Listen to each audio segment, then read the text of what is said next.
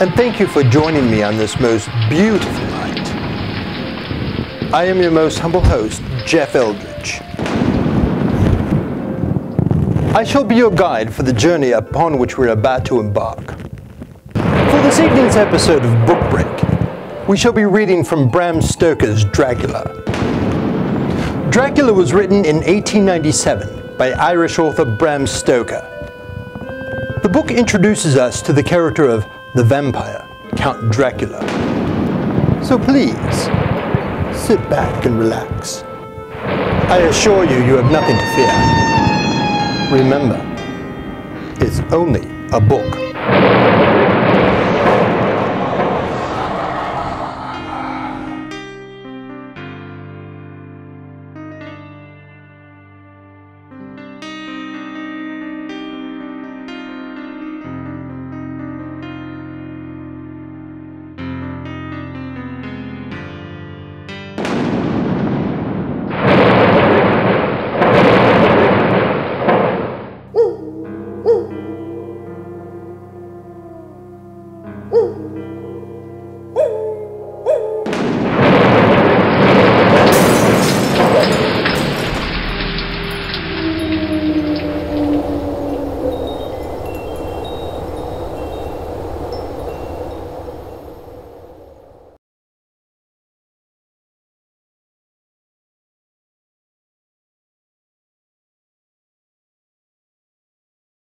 Chapter 1, Jonathan Harker's Journal.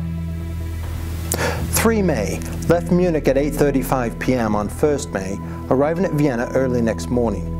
Should have arrived at 6:46, but train was an hour late. Budapest seems a wonderful place from the glimpse which I got of it from the train and little I could walk through the streets. I feared to go very far from the station, as we had arrived late and would start as near the correct time as possible. The impression I had was that we were leaving the west and entering the east. The most western of splendid bridges over the Danube, which is here of noble width and depth, took us among the traditions of Turkish rule. We left in pretty good time, and came after nightfall to Klausenburg. Here I stopped for the night at the Hotel Royal. I had for dinner a chicken done up some way with red pepper, which was very good. Memo, get recipe for Mina. I asked the waiter, and he said it was called paprika Hendel, and that as it was a national dish, I should be able to get it anywhere along the Carpathians. I found my smattering of German very useful here. Indeed, I don't know how I should be able to get on without it. Having had some time at my disposal when in London, I had visited the British Museum and made search among the books and maps in the library regarding Transylvania. It had struck me that some foreknowledge of the country could hardly fail to have some importance in dealing with a nobleman of that country. I find that the district he named is in the extreme east of the country, just on the borders of 3 states, Transylvania, Moldavia, and Bukovina, in the midst of the Carpathian Mountains, one of the wildest and least known portions of Europe. I was not able to light on any map or work given the exact locality of the Castle Dracula, as there are no maps in this country, as yet to compare with our own maps. But I found that Bistritz, the post town named by Count Dracula, is a fairly well-known place. I shall enter here some of my notes, as they may refresh my memory when I talk over my travels with Mina. In the population of Transylvania, there are 4 distinct nationalities: Saxons in the south, and mixed with them the Wallachs, who are descendants of the Dacians, Magyars in the west, and Zekeles in the east and north. I'm going among the latter, who claim to be descended from Attila and the Huns. This may be so, for when the Magyars conquered the country in the 11th century, they found the Huns settled in it. I read that every known superstition in the world is gathered in the horseshoe of the Carpathians, as if it were the center of some sort of imaginative whirlpool. If so, my stay may be very interesting indeed. Memo, I must ask the Count all about them. I did not sleep well, though my bed was comfortable enough, but I had all sorts of queer dreams. There was a dog howling all night under my window, which may have had something to do with it. Or it may have been the paprika, for I had to drink up all the water in my carafe, and was still thirsty. Towards morning, I slept and was wakened by the continuous knocking at my door, so I guess I must have been sleeping soundly then. I had to hurry breakfast, for the train started a little before 8, or rather, it ought to have done so, for after rushing to the station at 7:30, I had to sit at the carriage for more than an hour before we began to move. It seems to me that the further you go east, the more unpunctual are the trains. What ought they to be in China? All day long, we seemed to dawdle through a country which was full of beauty of every kind. Sometimes we saw little towns or castles on the top of steep hills, such as we see in old missals. Sometimes we ran by rivers and streams, which seemed from their wide stony margin on each side of them to be subject to great floods. It takes a lot of water and running strong to sweep the outside edge of a river clear. At every station there were groups of people, sometimes crowds, in all sorts of attire. Some of them were just like the peasants at home, or those I saw coming through France and Germany, with short jackets and round hats, and homemade trousers. But others were very picturesque. The strangest figures we saw were the Slovaks, who were more barbarian than the rest, with their big cowboy hats, great baggy dirty white trousers, white linen shirts, and enormous heavy leather belts, nearly a foot wide, all studded over with brass nails. They wore high boots with the trousers tucked into them, and had long black hair and heavy black mustaches. They were very picturesque, but do not look prepossessing. On the stage they would be set down at once as some old oriental band of brigands. They are, however, I'm told, very harmless and really wanting in self-assertion. It was on the dark side of twilight when we got to Bistritz, which is a very interesting old place. Being practically on the frontier, for the Borgo Pass leads from it into Bukovina, it has had a very stormy existence, and it certainly shows marks of it. 50 years ago, a series of great fires took place, which made terrible havoc on 5 separate occasions. At the very beginning of the 17th century, it underwent a siege of 3 weeks and lost 13,000 people, the casualties of war proper being assisted by famine and disease. Count Dracula had directed me to go to the Golden Krone Hotel, which I found to my great delight to be thoroughly old-fashioned, for of course I wanted to see all I could of the ways of the country. I was evidently expected, for when I got near the door, I faced a cheery-looking elderly woman in the usual peasant dress, white undergarment with a long double apron, front and back, of colored stuff fitting almost too tight for modesty. When I came close, she bowed and said, "The Herr Englishman?" "Yes," I said, "Jonathan Harker." She smiled and gave some message to an elderly man in white shirt sleeves who had followed her to the door. He went, but immediately returned with a letter. "My friend, welcome to the Carpathians. I'm anxiously expecting you. Sleep well tonight. At 3 tomorrow, the diligence will start for Bukovina. A place on it is kept for you. At the Borgo Pass, my carriage will await you and will bring you to me. I trust that your journey from London has been a happy one, and that you will enjoy your stay in my beautiful land. Your friend, Dracula." 4 May. I found that my landlord had got a letter from the Count, directing him to secure the best place on the coach for me. But on making inquiries as to details, he seemed somewhat reticent, and pretended he could not understand my German. This could not be true, because up to then he had understood it perfectly, or at least he answered my questions as if he did. He and his wife, the old lady who had received me, looked at each other in a frightened sort of a way. He mumbled out that the money had been sent in a letter, and that was all he knew. When I asked him if he knew Count Dracula and could tell me anything of the castle, both he and his wife crossed themselves, and saying that they knew nothing at all, simply refused to speak further. I was so near the time of starting that I had no time to ask anyone else, for it was all very mysterious and not by any means comforting. Just before I was leaving, the old lady came up to my room and said in a hysterical way, "Must you go? Oh, young her, must you go?" She was in such an excited state that she seemed to have lost her grip on what German she knew, and mixed it all up with some other language which I did not know at all. I was just able to follow her by asking many questions. When I told her that I must go at once, and that I was engaged on important business, she asked again, "Do you know what day it is?" I answered that it was the 4th of May. She shook her head as she said again, "Oh yes, I know that, but do you know what day it is?" On my saying that I did not understand, she went on, "It's the eve of St. George's Day. Do you not know that tonight, when the clock strikes midnight, all the evil things in the world will have full sway? Do you know where you are going, and what you are going to?" She was in such evident distress that I tried to comfort her, but without effect.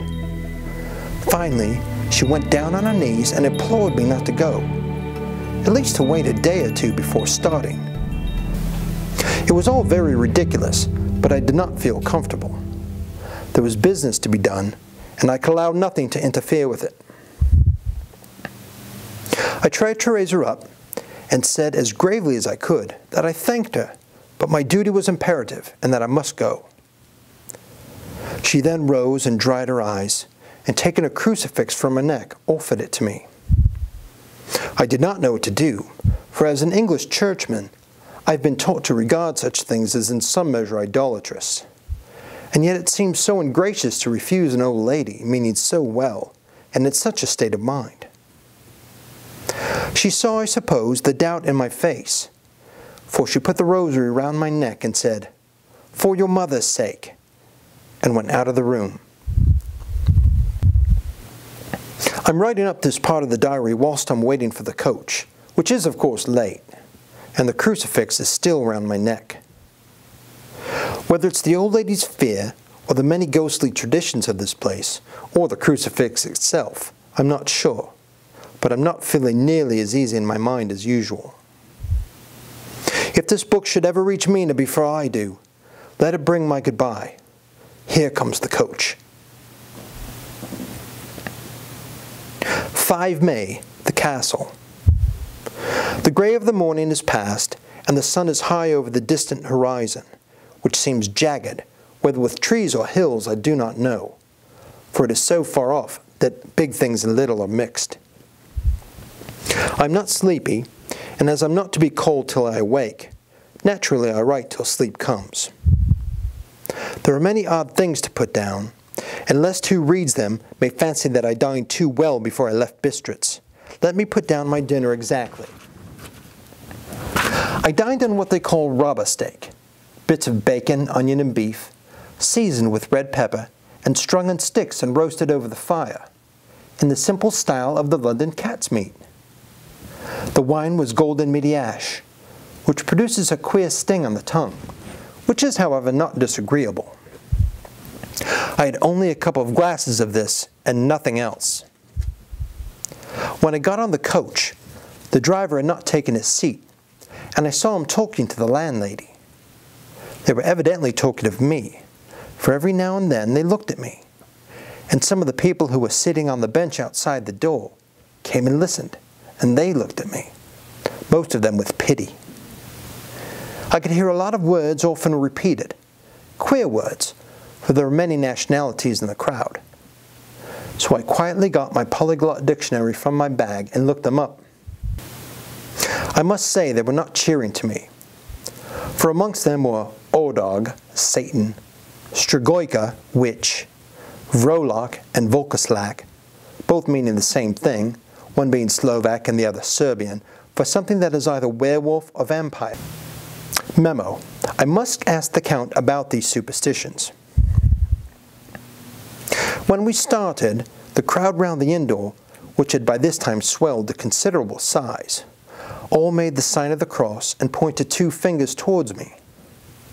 With some difficulty, I got a fellow passenger to tell me what they meant. He would not answer at first, but on learning that I was English, he explained that it was a charm or a guard against the evil eye. This was not very pleasant to me, for starting out for an unknown place to meet an unknown man.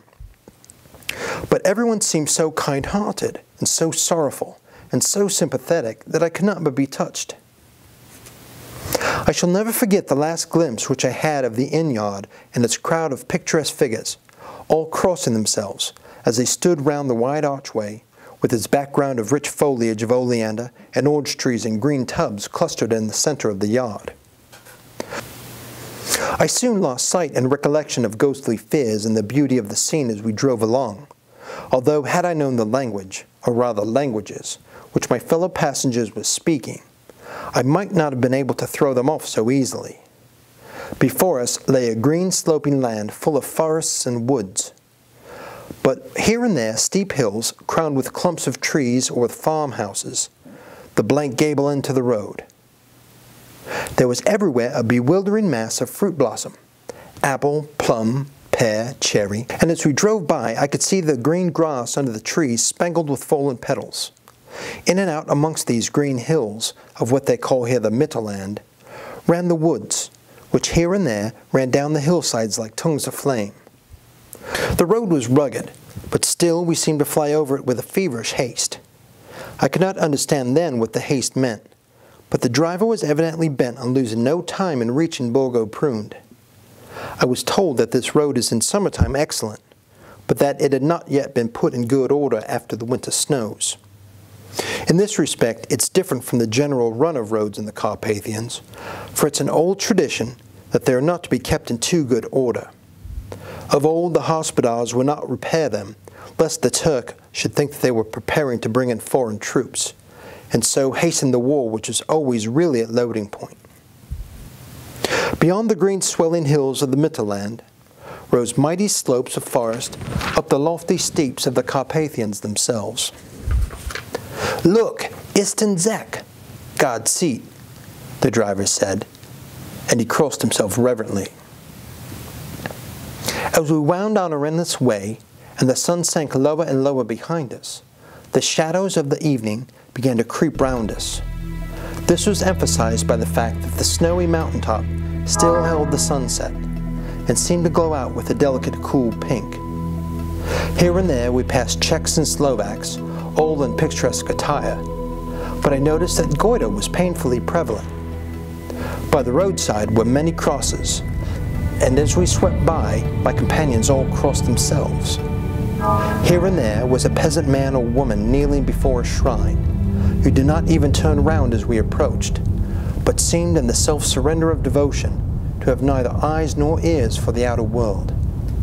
There were many things new to me. Now and again we passed a Leiter wagon, the ordinary peasant's cart, with its long snake-like vertebra calculated to suit the inequalities of the road. On this was sure to be seated quite a group of homecoming peasants, the Czechs with their white and the Slovaks with their colored sheepskins, the latter carrying lance-fashion their long staves, with axe at end. As the evening fell, it began to get very cold, and the growing twilight seemed to merge into one dark mistiness the gloom of the trees, old beech and pine, which in the valleys ran deep between the spurs of the hills, as we ascended through the pass. The dark firs stood out here and there against the background of late-lain snow. Sometimes, as the road was cut through the pine woods that seemed in the darkness to be closing down upon us, great masses of grayness which here and there bestrewed the trees produced a weird and solemn effect, which carried on the thoughts and grim fancies engendered earlier in the evening, when the falling sunset threw into strange relief the ghost-like clouds which amongst the Carpathians seemed to wind ceaselessly through the valleys. Sometimes the hills were so steep that despite our driver's haste, the horses could only go slowly. I wished to get down and walk up them, as we do at home, but the driver would not hear of it. "No, no," he said, "you must not walk here. The dogs are too fierce." And then he added, with what he evidently meant for grim pleasantry, for he looked round the coach for the approving smiles of the rest, "And you may have enough of such matters before you go to sleep. The only stop he would make was a moment's pause to light the lamps. When it grew dark, there seemed to be some excitement amongst the passengers, and they kept speaking to him, one after the other, as though urging him to further speed. He lashed the horses unmercifully with his long whip, and with wild cries of encouragement, urged them on to further exertions. Then through the darkness, I could see a sort of patch of gray light ahead of us, as though there was a cleft in the hills. The excitement of the passengers grew. The crazy coach rocked on its great leather springs and swayed like a boat tossed on a stormy sea. I had to hold on. The road grew more level, and we appeared to fly along. Then the mountains seemed to come nearer to us on both sides, and to frown down upon us. We were entering on the Borgo Pass. One by one, several of the passengers offered me gifts, which they pressed upon me with an earnestness which would take no denial. These were certainly of an odd and varied kind, but each was given in simple good faith, with a kindly word and a blessing, and that strange mixture of fear-meaning movements which I had seen outside the hotel at Bistritz, the sign of the cross and the guard against the evil eye. Then, as we flew along, the driver leaned forward, and on each side the passengers, craning over the edge of the coach, peered eagerly into the darkness. It was evident that something very exciting was either happening or expected. But though I asked each passenger, no one would give me the slightest explanation. The state of excitement kept on for some little time, and at last we saw before us the pass opening out on the eastern side. There were dark, rolling clouds overhead, and in the air the heavy, oppressive sense of thunder. It seemed as though the mountain range had separated two atmospheres, and that now we had got into the thunderous one. I was now myself looking out for the conveyance which was meant to take me to the Count. Each moment I expected to see the glare of lamps through the blackness, but all was dark. The only light was the flickering rays of our own lamps, in which the steam from our hard-driven horses rose in a white cloud. We could see now the sandy road lying before us, but there was on it no sign of a vehicle. The passengers drew back with a sigh of gladness, which seemed to mock my own disappointment. I was already thinking what I had best do when the driver looked at his watch, said to the others something which I could hardly hear, it being spoken so quietly and in so low a tone. I thought it was an hour less than the time. Then, turning to me, the driver spoke in German worse than my own. "There is no carriage here. The Herr is not expected after all. He will now come on to Bukovina, and return tomorrow or the next day. Better the next day." Whilst he was speaking, the horses began to neigh and snort and plunge wildly, so that the driver had to hold them up. Then, amongst a chorus of screams from the peasants, and a universal crossing of themselves, a calèche with 4 horses drove up behind us, overtook us, and drew up beside the coach. I could see from the flash of our lamps, as the rays fell on them, that the horses were coal-black and splendid animals. They were driven by a tall man with a long brown beard and a great black hat which seemed to hide his face from us. I could only see the gleam of a pair of very bright eyes, which seemed red in the lamplight as he turned toward us. He said to the driver, "You were early tonight, my friend." The man stammered in reply, "The English Herr was in a hurry." To which the stranger replied, "That is why, I suppose, you wished him to go on to Bukovina. You cannot deceive me, my friend. I know too much, and my horses are swift." As he spoke, he smiled, and the lamplight fell on a hard-looking mouth with very red lips and sharp-looking teeth, as white as ivory. One of my companions whispered to another the line from Burger's Lenore, "Den die Toten reiten schnell," for the dead travel fast. The strange driver evidently heard the words, for he looked up with a gleaming smile. The passenger turned his face away, at the same time putting out 2 fingers and crossing himself. "Give me the hearse luggage," said the driver, and with exceeding alacrity, my bags were handed out and put in the caleche. Then I descended from the side of the coach, as the caleche was close alongside, the driver helping me with a hand which caught my arm in a grip of steel. His strength must have been prodigious. Without a word, he shook the reins, the horses turned, and we swept into the darkness of the pass. As I looked back, I saw the steam from the horses and the coach by the light of the lamps, and projected against it the figures of my late companions crossing themselves. Then the driver sighed. Though we were sheltered, we could hear the rising wind, for it moaned and whistled through the rocks, and the branches of the trees crashed together as we swept along. It grew colder and colder still, and fine powdery snow began to fall, so that soon we and all round us were covered with a white blanket. The keen wind still carried the howling of the dogs, though this grew fainter as we went on our way. The baying of the wolves sounded nearer and nearer, as though they were closing round us from every side.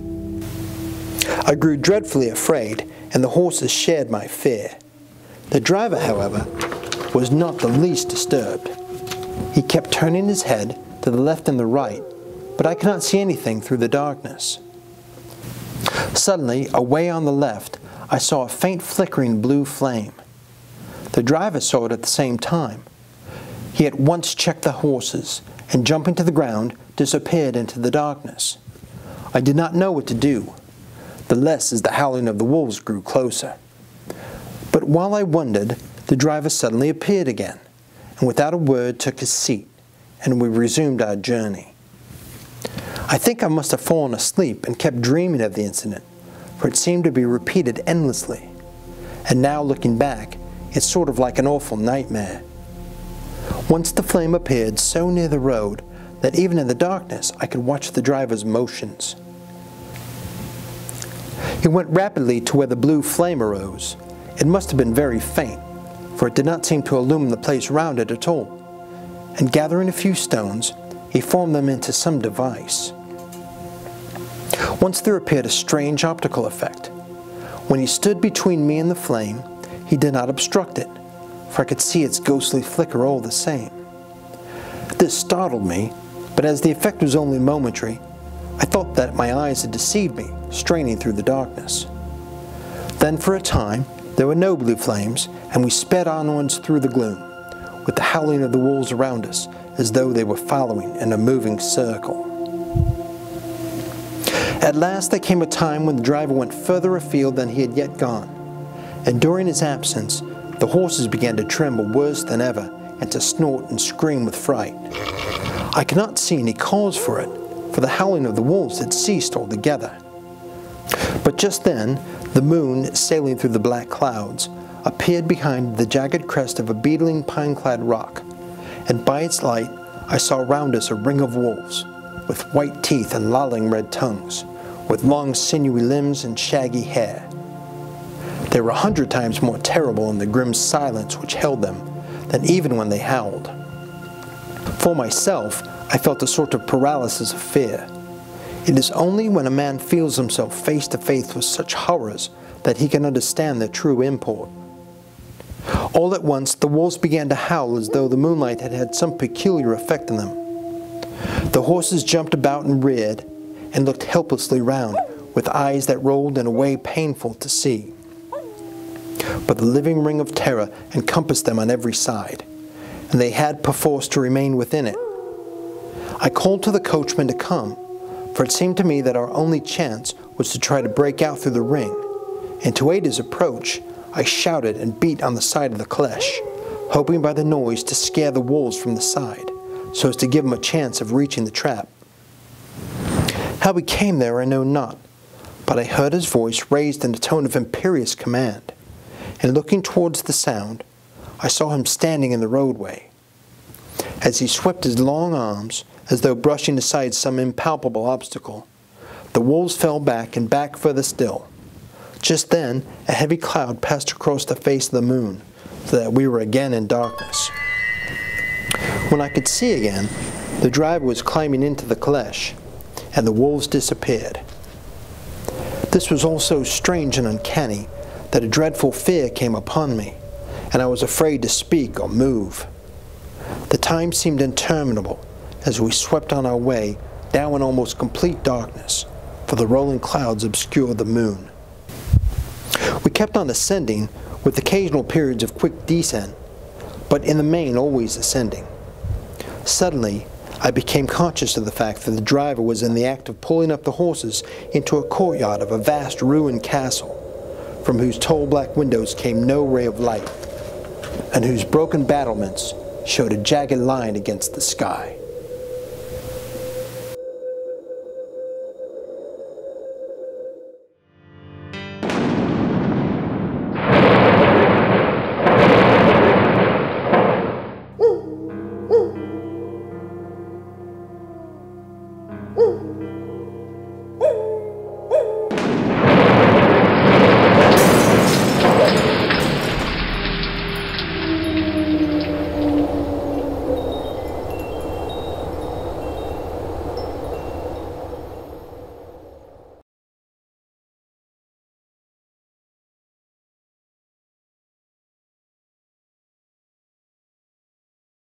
Chapter 2.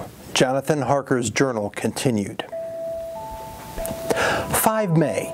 I must have been asleep, for certainly if I had been fully awake, I must have noticed the approach of such a remarkable place. In the gloom, the courtyard looked of considerable size, and as several dark ways led from it under great round arches, it perhaps seemed bigger than it really is. I have not yet been able to see it by daylight. When the caleche stopped, the driver jumped down and held out his hand to assist me to alight. Again, I could not but notice his prodigious strength. His hand actually seemed like a steel vice that could have crushed mine if he had chosen. Then he took my traps and placed them on the ground beside me, as I stood close to a great door, old and studded with large iron nails, and set in a projecting doorway of massive stone. I could see even in the dim light that the stone was massively carved, but that the carving had been much worn by time and weather. As I stood, the driver jumped again into his seat and shook the reins. The horses started forward, and trap and all disappeared down one of the dark openings. I stood in silence where I was, for I did not know what to do. Of bell or knocker there was no sign. Through these frowning walls and dark window openings, it was not likely that my voice could penetrate. The time I waited seemed endless, and I felt doubts and fears crowding upon me. What sort of place had I come to, and among what kind of people? What sort of grim adventure was it on which I had embarked? Was this a customary incident in the life of a solicitor's clerk, sent out to explain the purchase of a London estate to a foreigner? Solicitor's clerk. Mina would not like that. Solicitor, for just before leaving London, I got word that my examination was successful, and am now a full-blown solicitor. I began to rub my eyes and pinch myself to see if I were awake. It all seemed like a horrible nightmare to me, and I expected that I should suddenly awake and find myself at home, with the dawn struggling in through the windows, as I had now and again felt in the morning after a day of overwork. But my flesh answered the pitching test, and my eyes were not to be deceived. I was indeed awake and among the Carpathians. All I could do now was to be patient and to wait for the coming of morning. Just as I had come to this conclusion, I heard a heavy footstep approaching behind the great door, and saw through the chinks the gleam of a coming light. Then there was the sound of rattling chains and the clanking of massive bolts drawn back.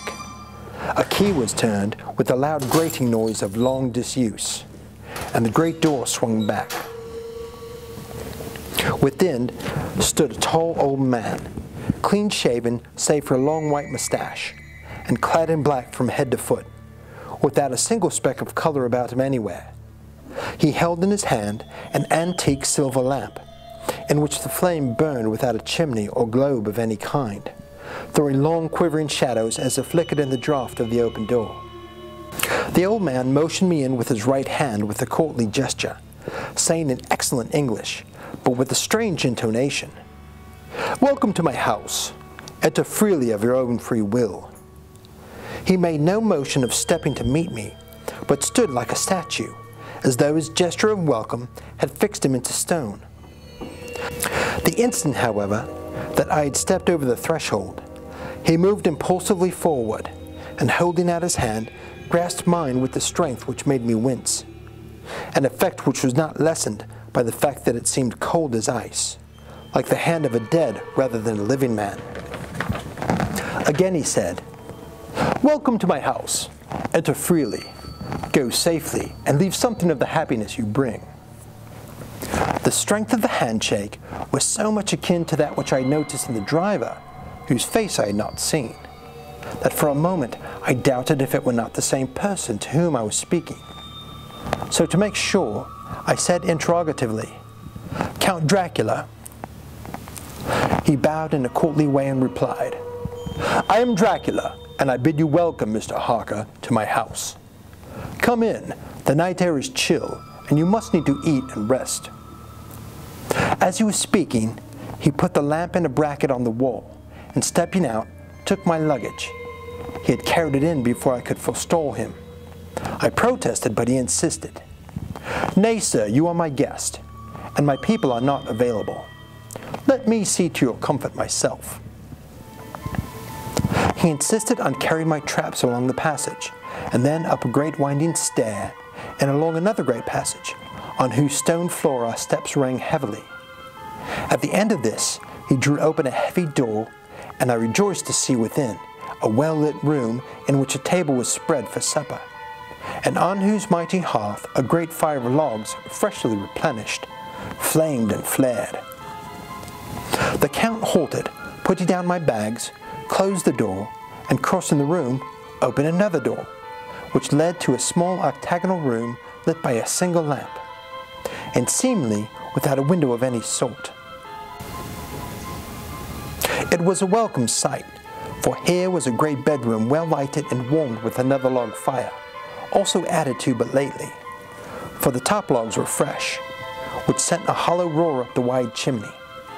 The Count himself left my luggage inside and withdrew, saying before he closed the door, "You will need, after your journey, to refresh yourself by making your toilet. I trust you will find all you wish. When you are ready, come into the other room, where you will find your supper prepared." The light and warmth and the Count's courteous welcome seemed to have dissipated all my doubts and fears.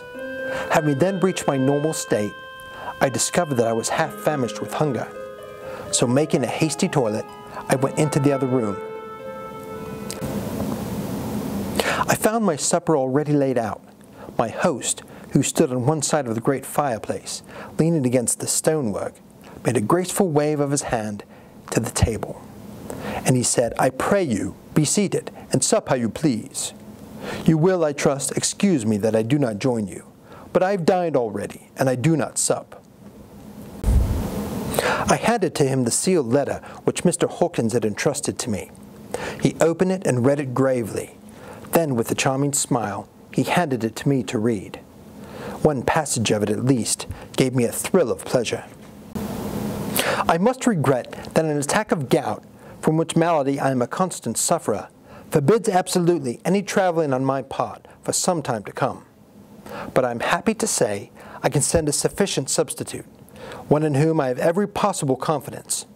He is a young man, full of energy and talent in his own way.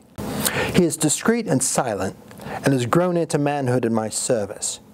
He shall be ready to attend to you when you will during his stay, and shall take your instructions in all matters." The Count himself came forward and took off the cover of a dish, and I fell to at once on an excellent roast chicken. This, with some cheese and a salad and a bottle of old Tokay, of which I had 2 glasses, was my supper. During the time I was eating it, the Count asked me many questions as to my journey, and I told him by degrees all I had experienced. By this time I had finished my supper, and by my host's desire had drawn up a chair by the fire and begun to smoke a cigar which he offered me, at the same time excusing himself that he did not smoke. I had now the chance to observe him, and found him of a very marked physiognomy. His face was strong, a very strong aquiline, with high bridge of the thin nose and strangely arched nostrils, with lofty domed forehead, and hair growing scantily round the temples, but profusely elsewhere. His eyebrows were very massive, almost meeting over the nose, and with bushy hair that seemed to curl in its own profusion. The mouth, so far as I could see it under the heavy moustache, was fixed and rather cruel-looking, with strangely sharp white teeth. These protruded over the lips, whose remarkable ruddiness showed astonishing vitality in a man of his years. For the rest, his ears were pale, and at the tops extremely pointed. The chin was broad and strong, and the cheeks firm though thin. The general effect was one of extraordinary pallor. Hitherto I had noticed the backs of his hands as they lay on his knees in the firelight, and they had seemed rather white and fine. But seeing them now close to me, I could not but notice that they were rather coarse, broad, with squat fingers.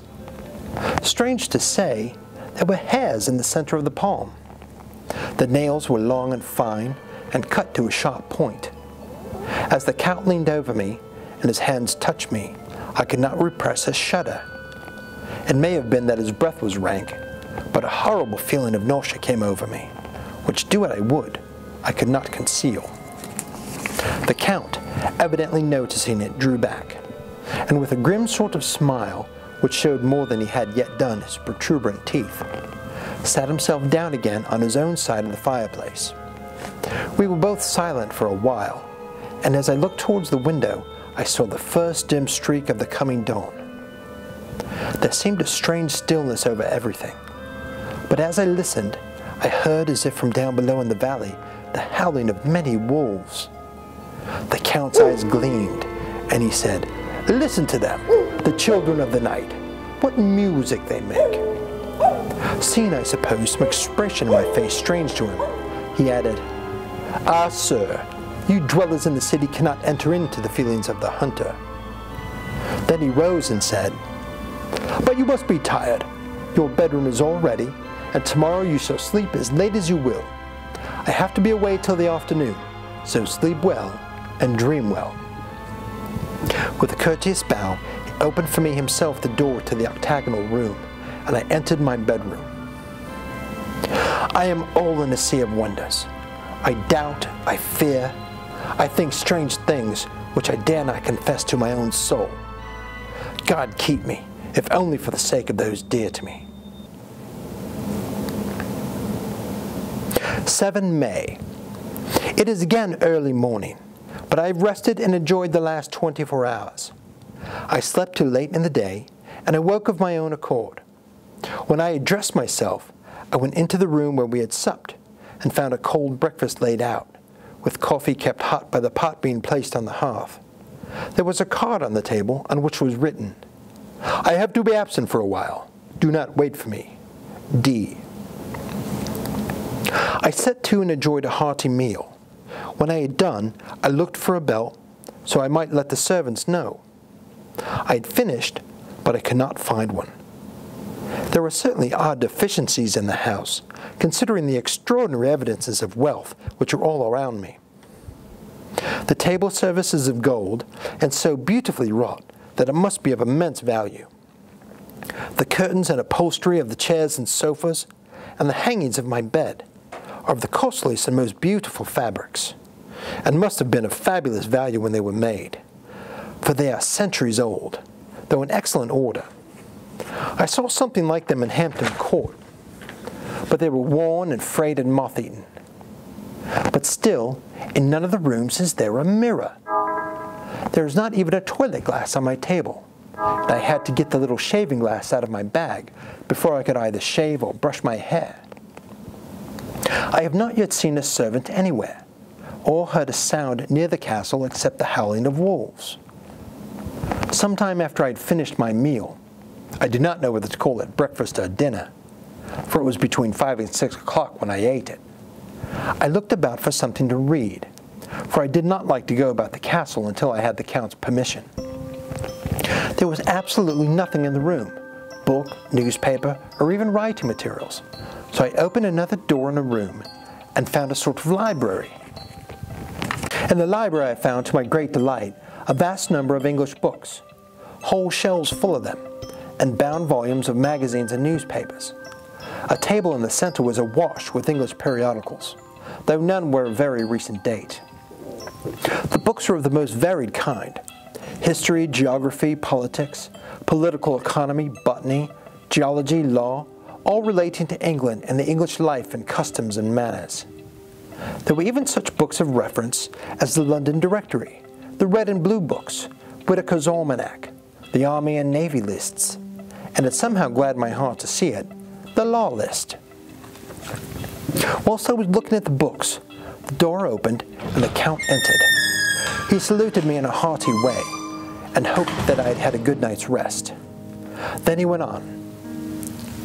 "I'm glad you found your way in here, for I am sure that there is much that will interest you. These companions," and he laid his hand on some of the books, "have been good friends to me, and for some years past, ever since I had the idea of going to London, have given me many, many hours of pleasure. Through them I have come to know your great England, and to know her is to love her. I long to go through the crowded streets of your mighty London, to be in the midst of the whirl and rush of humanity, to share in its life, its change, its death, and all that makes it what it is. But alas, as yet I only know your tongue through books. To you, my friend, I look that I know it to speak." "But Count," I said, "you know and speak English thoroughly." He bowed gravely. "I thank you, my friend, for your all too flattering estimate, but yet I fear that I am but a little way on the road I would travel. True, I know the grammar and the words, but yet I know not how to speak them." "Indeed," I said, "you speak excellently." "Not so," he answered. "Well I know that did I move and speak in your London, none there are who would not know me for a stranger. That is not enough for me. Here I am a noble. I am a boyar. The common people know me, and I am master. But a stranger in a strange land, he is no one. Men know him not, and to know not is to care not for. I have been so long master that I would be master still, or at least that none other should be master of me. You come to me not alone as an agent of my friend Peter Hawkins of Exeter, to tell me about my new estate in London. You shall, I trust, rest here with me a while, so that by our talking I may learn the English intonation. And I would that you tell me when I make error, even of the smallest, in my speaking.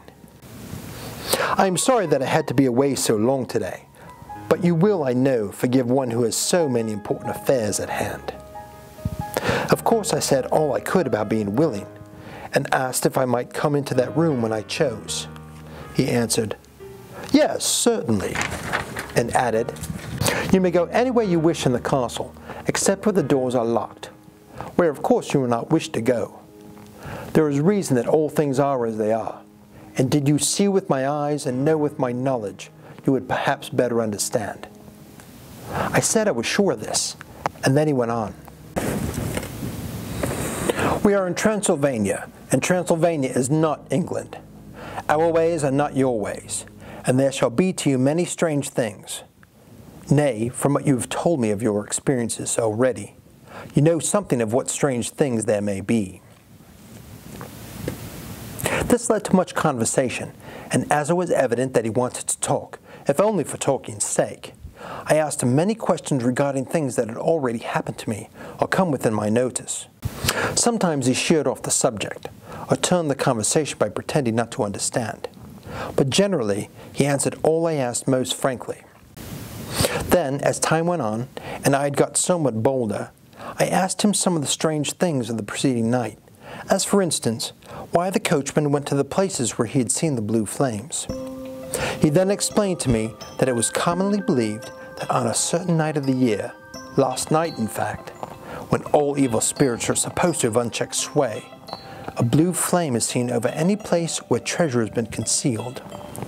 "The treasure has been hidden," he went on, "in the region through which you came last night. There can be but little doubt, for it was the ground fought over for centuries by the Wallachian, the Saxon, and the Turk. Why, there is hardly a foot of soil in all this region that has not been enriched by the blood of men, patriots or invaders. In the old days there were stirring times, when the Austrian and the Hungarian came up in hordes, and the patriots went out to meet them, men and women, the aged and children too, and waited their coming on the rocks above the passes, that they might sweep destruction on them with the artificial avalanches. When the invader was triumphant, he found only but little, for whatever there was had been sheltered in the friendly soil. But how, said I, can it have remained so long undiscovered, when there is a sure index of it, if men will but take the time to look? The Count smiled, and as his lips ran back over his gums, the long, sharp canine teeth showed out strangely. He answered, "Because your peasant is at heart a coward and a fool. Even if he did, he could not know what to do. Why, even the peasant that you tell me of who marked the place of the flame would not know where to look for it in daylight, even for his own work. Even you would not, I dare be sworn, be able to find these places again." "There you are right," I said. "I know no more than the dead or even to look for them." Then we drifted into other matters. "Come," he said at last, "tell me of London and of the house which you have secured for me." With an apology for my remissness, I went into my own room to get the papers from my bag. Whilst I was placing them in order, I heard a rattling of china and silver in the next room, and as I passed through, noticed that the table had been cleaned and the lamp lit. For it was, by this time, deep into the dark. The lamps were also lit in the study, or library, and I found the Count lying on the sofa reading, of all things, the English Bradshaw Guide. When I came in, he cleared the books and papers from the table, and with them I went into the plans and deeds and figures of all sorts. He was interested in everything, and asked me myriad questions about the place and its surroundings. He clearly had studied beforehand all he could get on the subject of the neighborhood, for he evidently at the end knew very much more than I did. When I remarked this, he answered, "Well, but my friend, is it not needful that I should? When I go there, I shall be all alone, and my friend Hawker Jonathan, nay, pardon me, I fall into my country's habit of putting your patronymic first. My friend Jonathan Harker will not be by my side to correct me and aid me.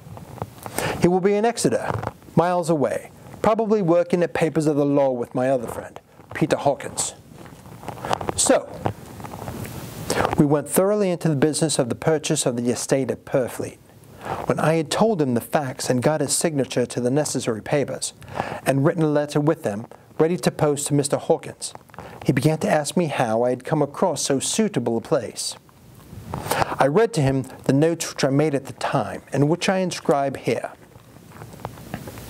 At Purfleet, on a by-road, I came across just such a place as seemed to be required, and where was displayed a dilapidated notice that the place was for sale. It was surrounded by a high wall of ancient structure, built of heavy stones, and has not been repaired in a large number of years. The closed gates are of heavy old oak and iron, all eaten with rust. The estate is called Carfax, no doubt the corruption of the old Quatreface, as the house is four-sided, agreeing with the cardinal points of the compass. It contains in all some 20 acres, quite surrounded by the solid stone wall above mentioned. There are many trees on it, which make it in places gloomy, and there is a deep, dark-looking pond or small lake, evidently fed by some springs, as the water is clear and flows away in a fair-sized stream. The house is very large, and of all periods dates back, I should say, to medieval times. For one part is of stone immensely thick, with only a few windows high up and heavily barred with iron. It looks like part of a keep, and is close to an old chapel or church. I could not enter it, as I had not the key to the door leading to it from the house. But I have taken with my Kodak views of it from various points. The house has been added to, but in a very straggling way, and I can only guess at the amount of ground it covers. which must be very great.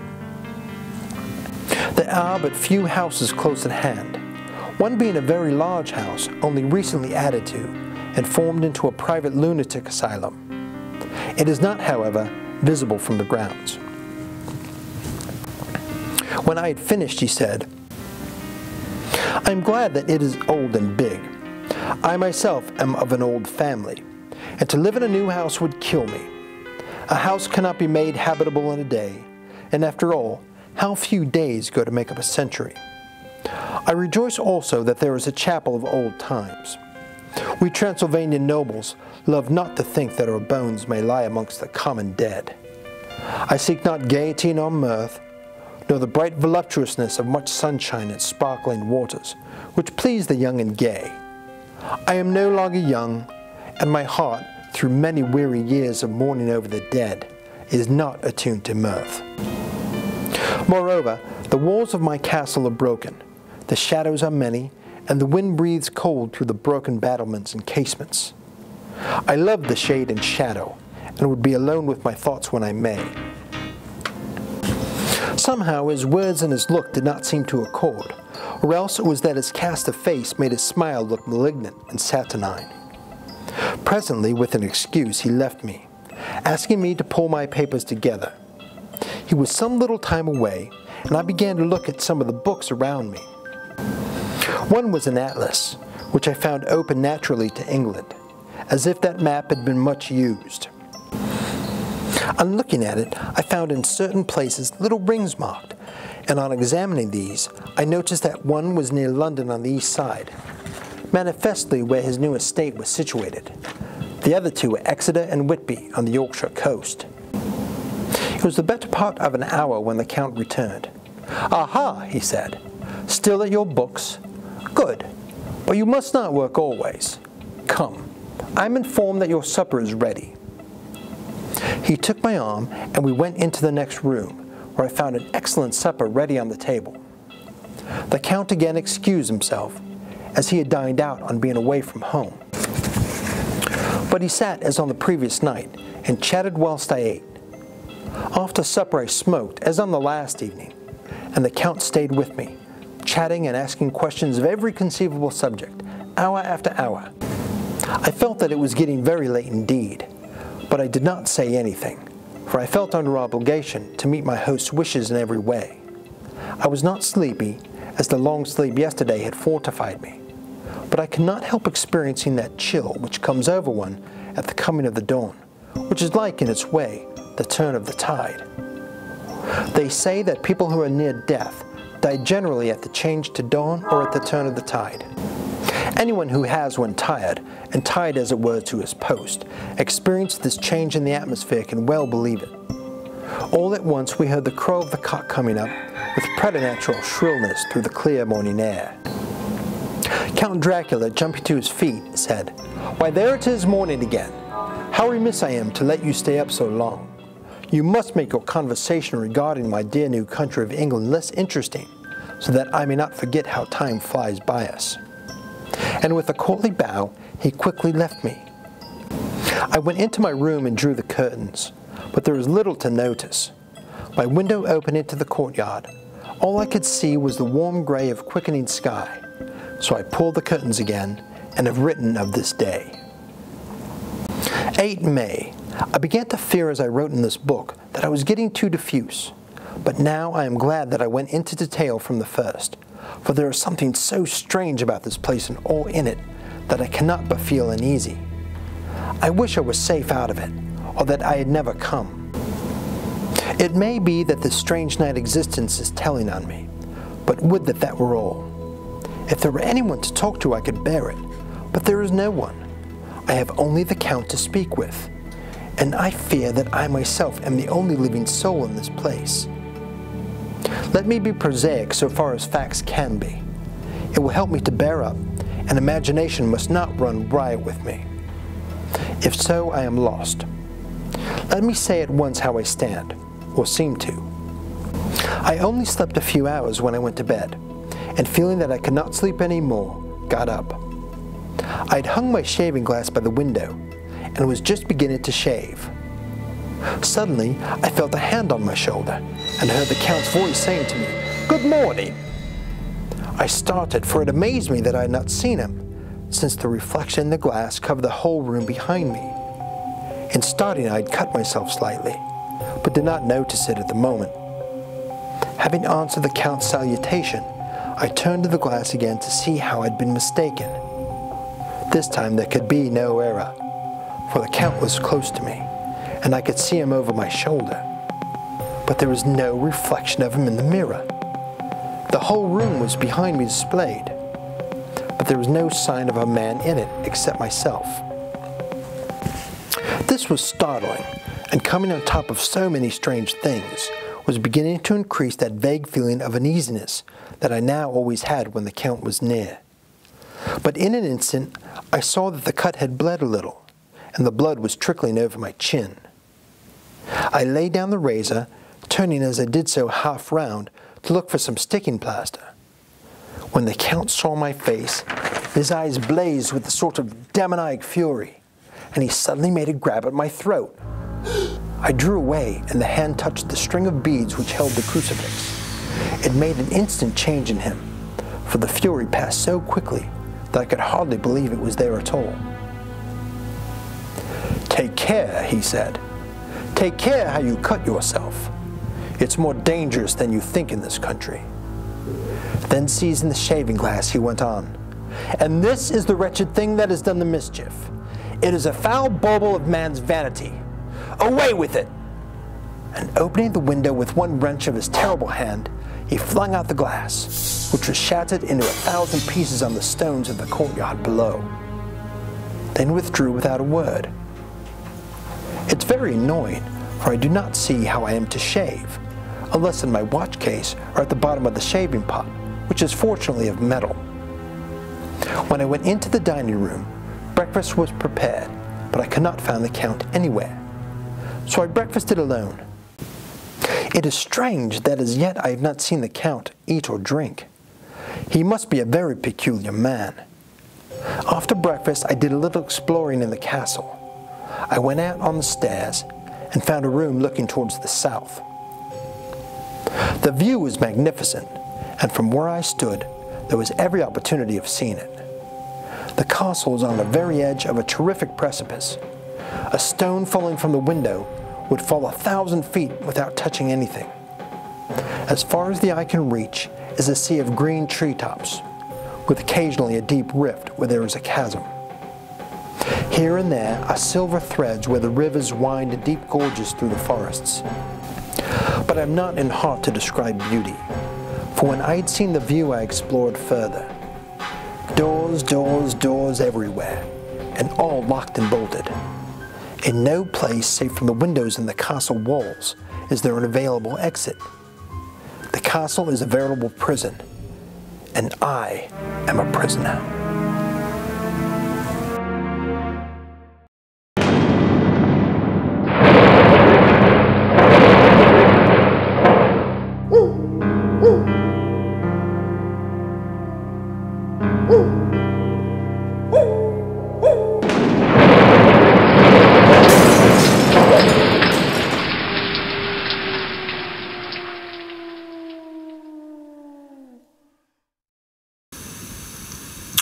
Chapter 3.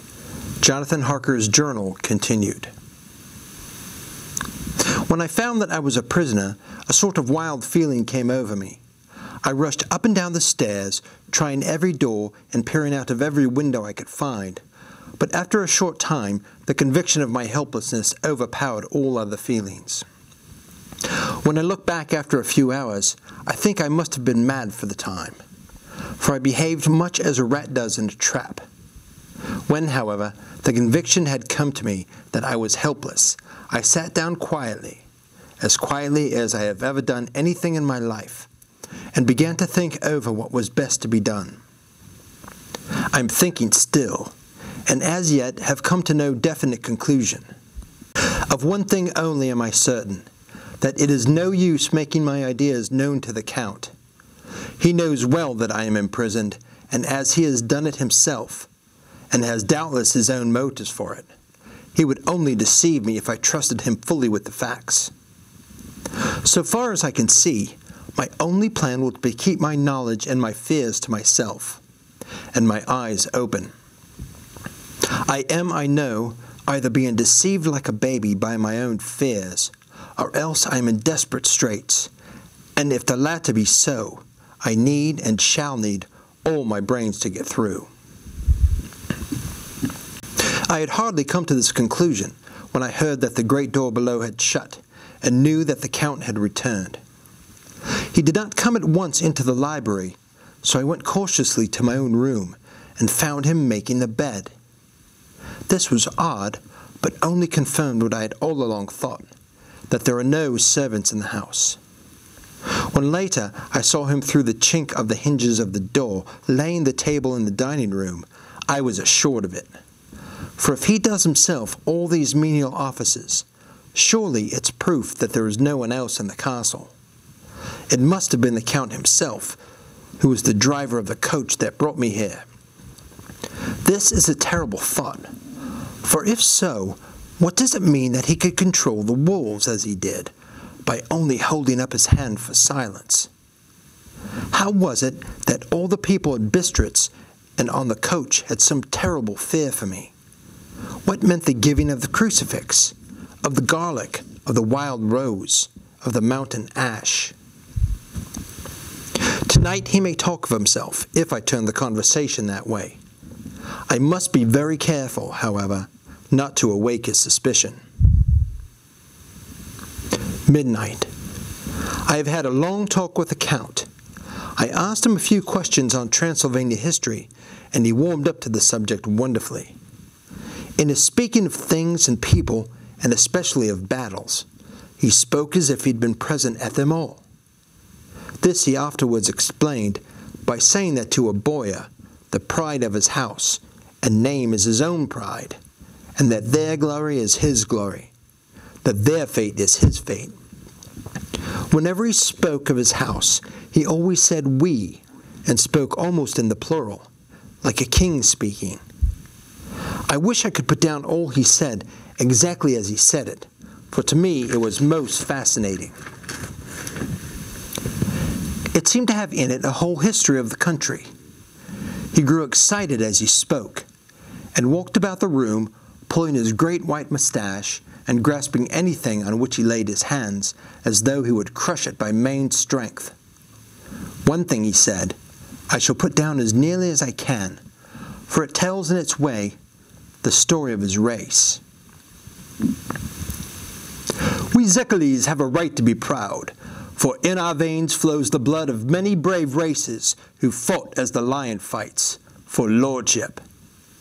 Here in the whirlpool of European races, the Ugruk tribe bore down from Iceland the fighting spirit which Thor and Odin gave them, which their berserkers displayed to such fell intent on the seaboards of Europe, aye, and of the Asia and Africa too, till the peoples thought that the werewolves themselves had come.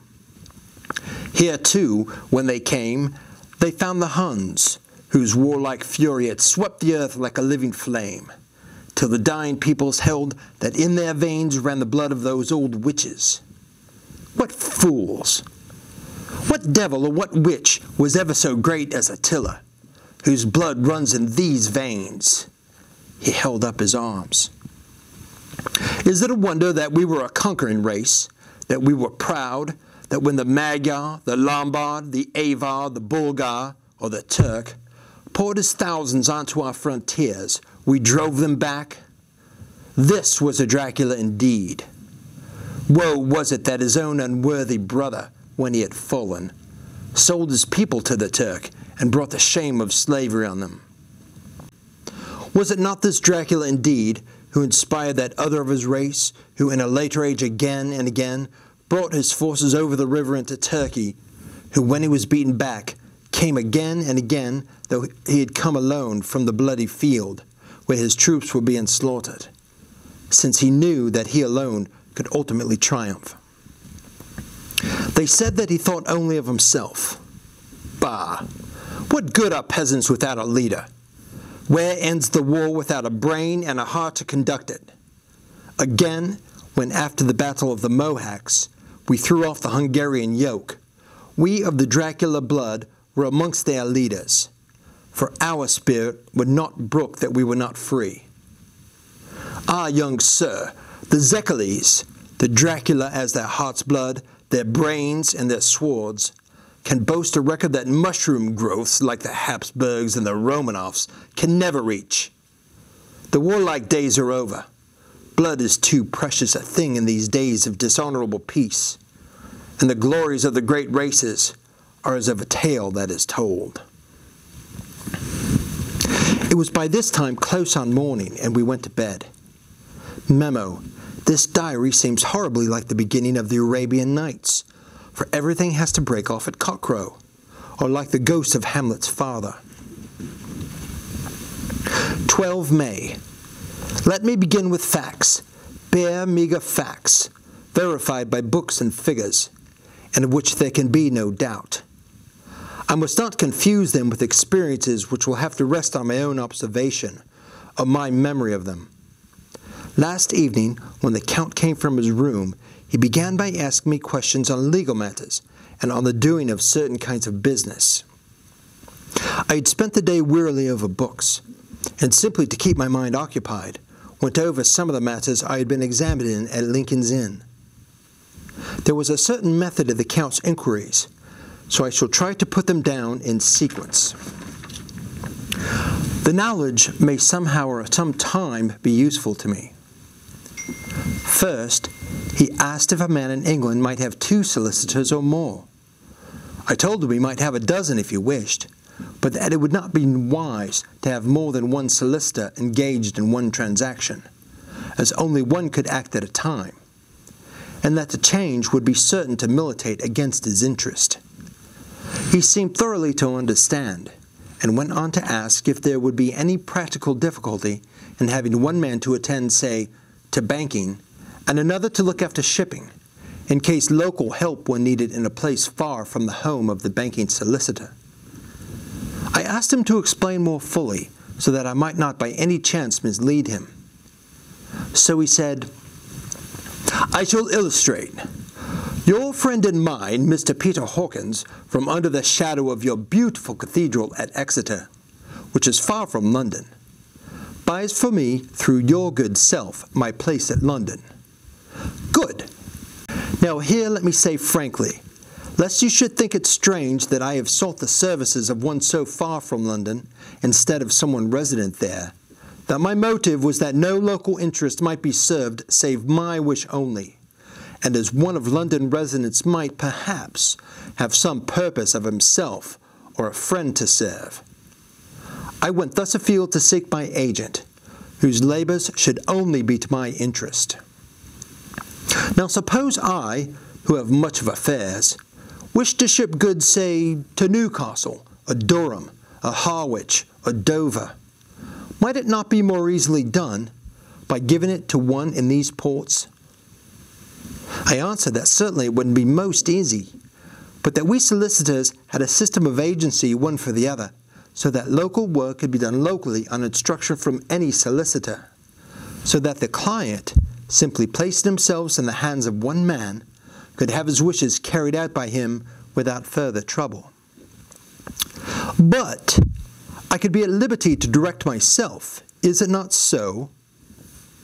Of course, I replied, and such is often done by men of business, who do not like the whole of their affairs to be known by any one person. Good, he said, and went on to ask about the means of making consignments and the forms to be gone through, and of all sorts of difficulties which might arise, but by forethought could be guarded against.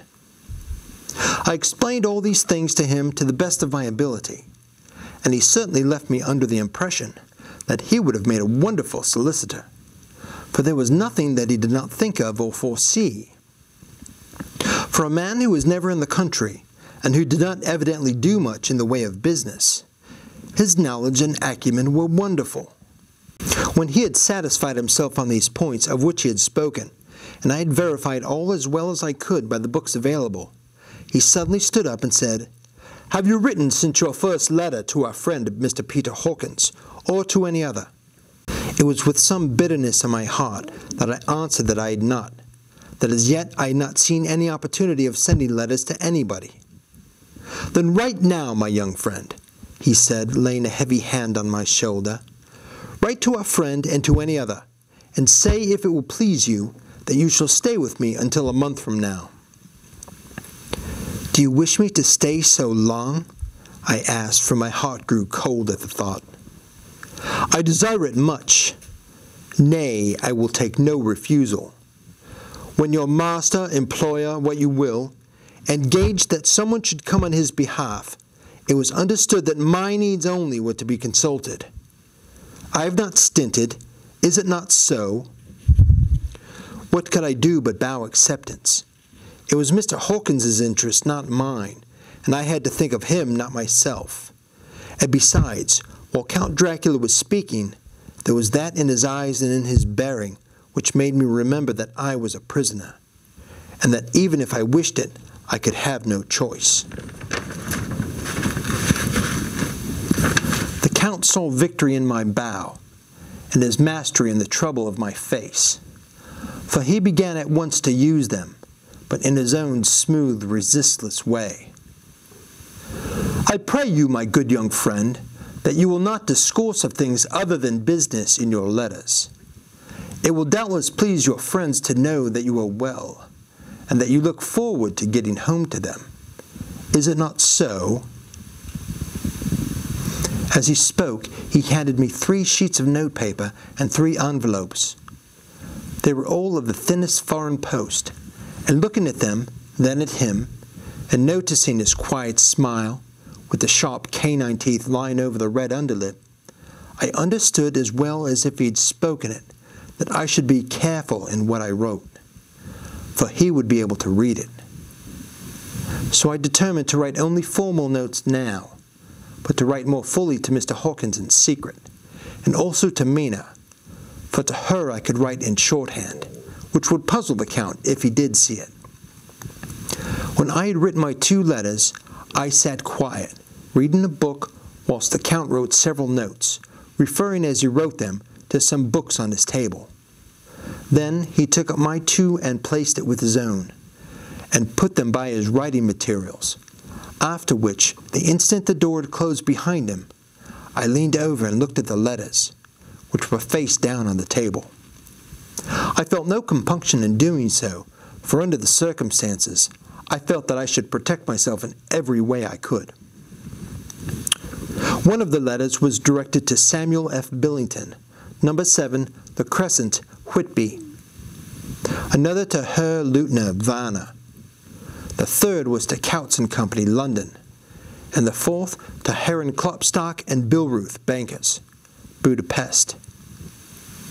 The second and fourth were unsealed. I was just about to look at them when I saw the door handle move. I sank back in my seat, having just had time to resume my book before the Count, holding still another letter in his hand, entered the room. He took up the letters on the table and stamped them carefully, and then turned to me and said, "I trust you will forgive me, but I have much work to do in private this evening. You will, I hope, find all the things you wish." At the door he turned, and after a moment's pause said, "Let me advise you, my dear young friend, nay, let me warn you with all seriousness, that should you leave these rooms, you will not by any chance go to sleep in any other part of the castle. It is old and has many memories, and there are bad dreams for those who sleep unwisely. Be warned, should sleep now or ever overcome you, or be like to do, then make haste to your own chamber or to these rooms, for your rest will then be safe. But if you be not careful in this respect, then—" He finished his speech in a gruesome way, for he motioned with his hands as if he were washing them. I quite understood. My only doubt was as to whether any dream could be more terrible than the unnatural, horrible net of gloom and mystery which seemed closing around me. Later, I endorsed the last words, written, but this time there is no doubt in question. I shall not fear to sleep in any place where he is not. I have placed the crucifix over the head of my bed. I imagine that my rest is thus freer from dreams, and there it shall remain. When he left me, I went to my room. After a little while, not hearing any sound, I came out and went up the stone stair to where I could look out towards the south.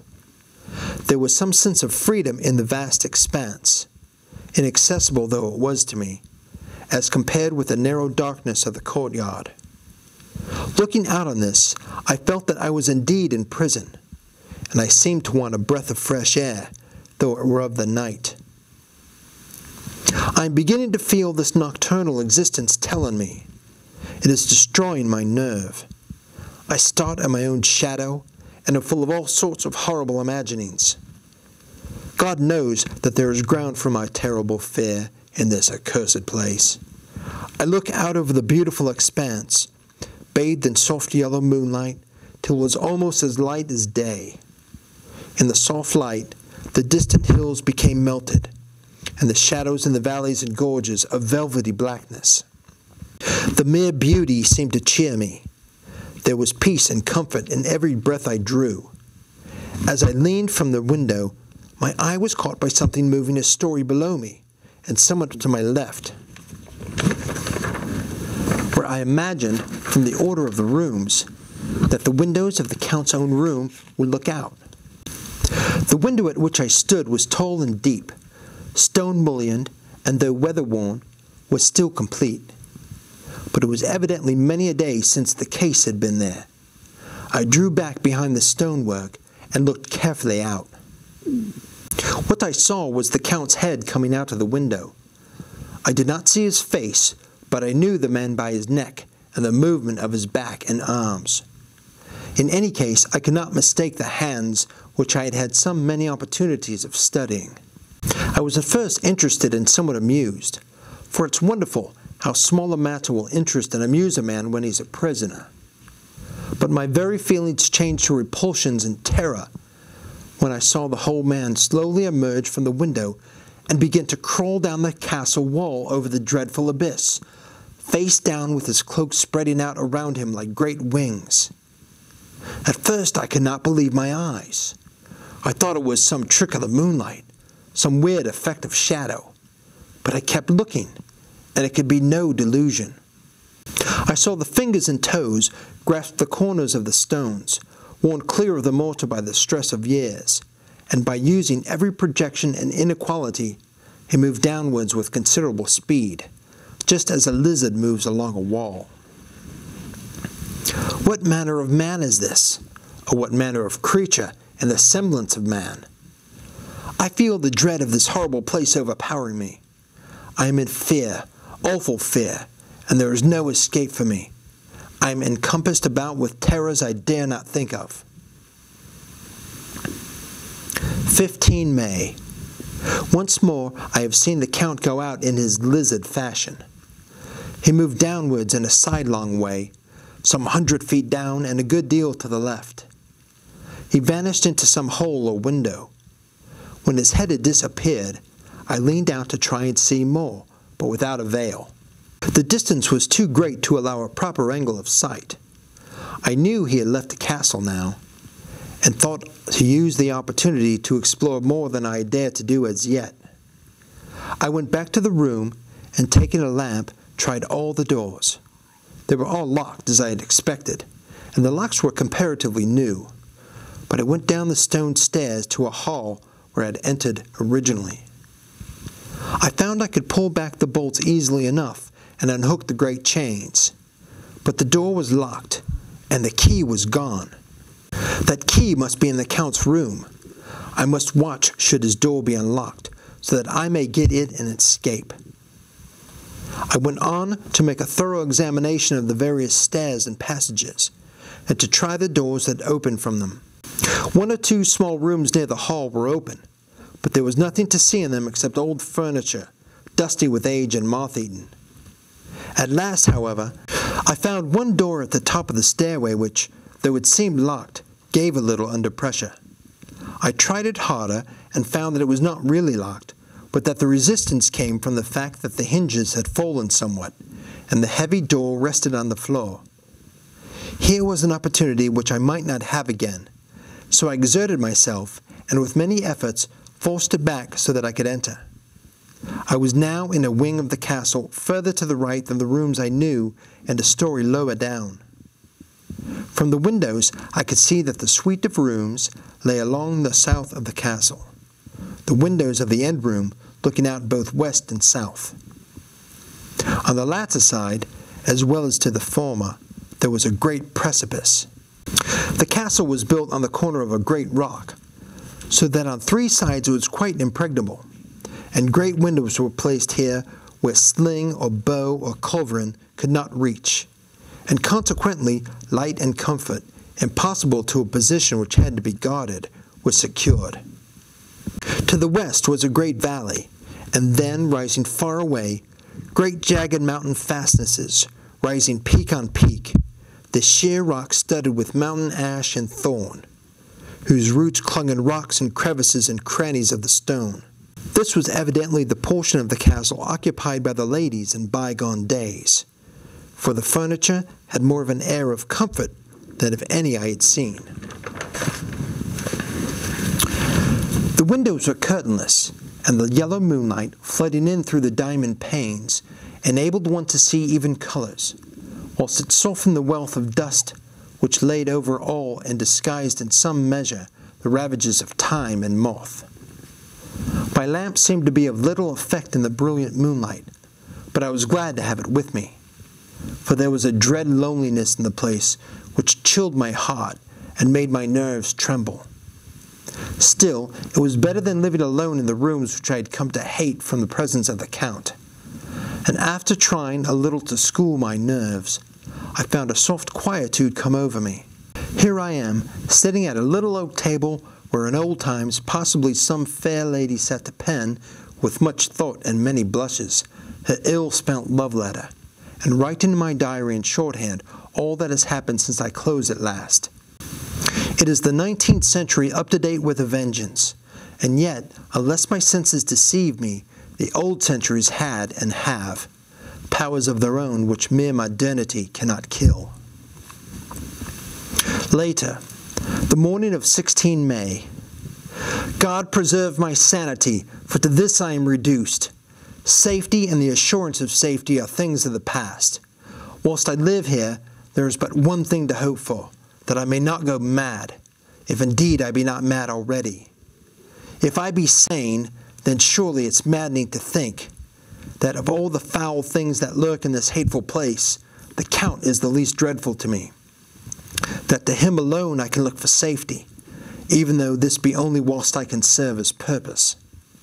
Great God, merciful God, let me be calm, for out of that way lies madness indeed. I begin to get new lights on certain things which have puzzled me. Up to now, I never quite knew what Shakespeare meant when he made Hamlet say, "My tablets, quick, my tablets, 'tis meet that I put it down," etc. For now, feeling as though my own brain were unhinged, or as if the shock had come which must end in its undoing, I turned to my diary for repose. The habit of entering accurately must help to soothe me. The Count's mysterious warning frightened me at the time.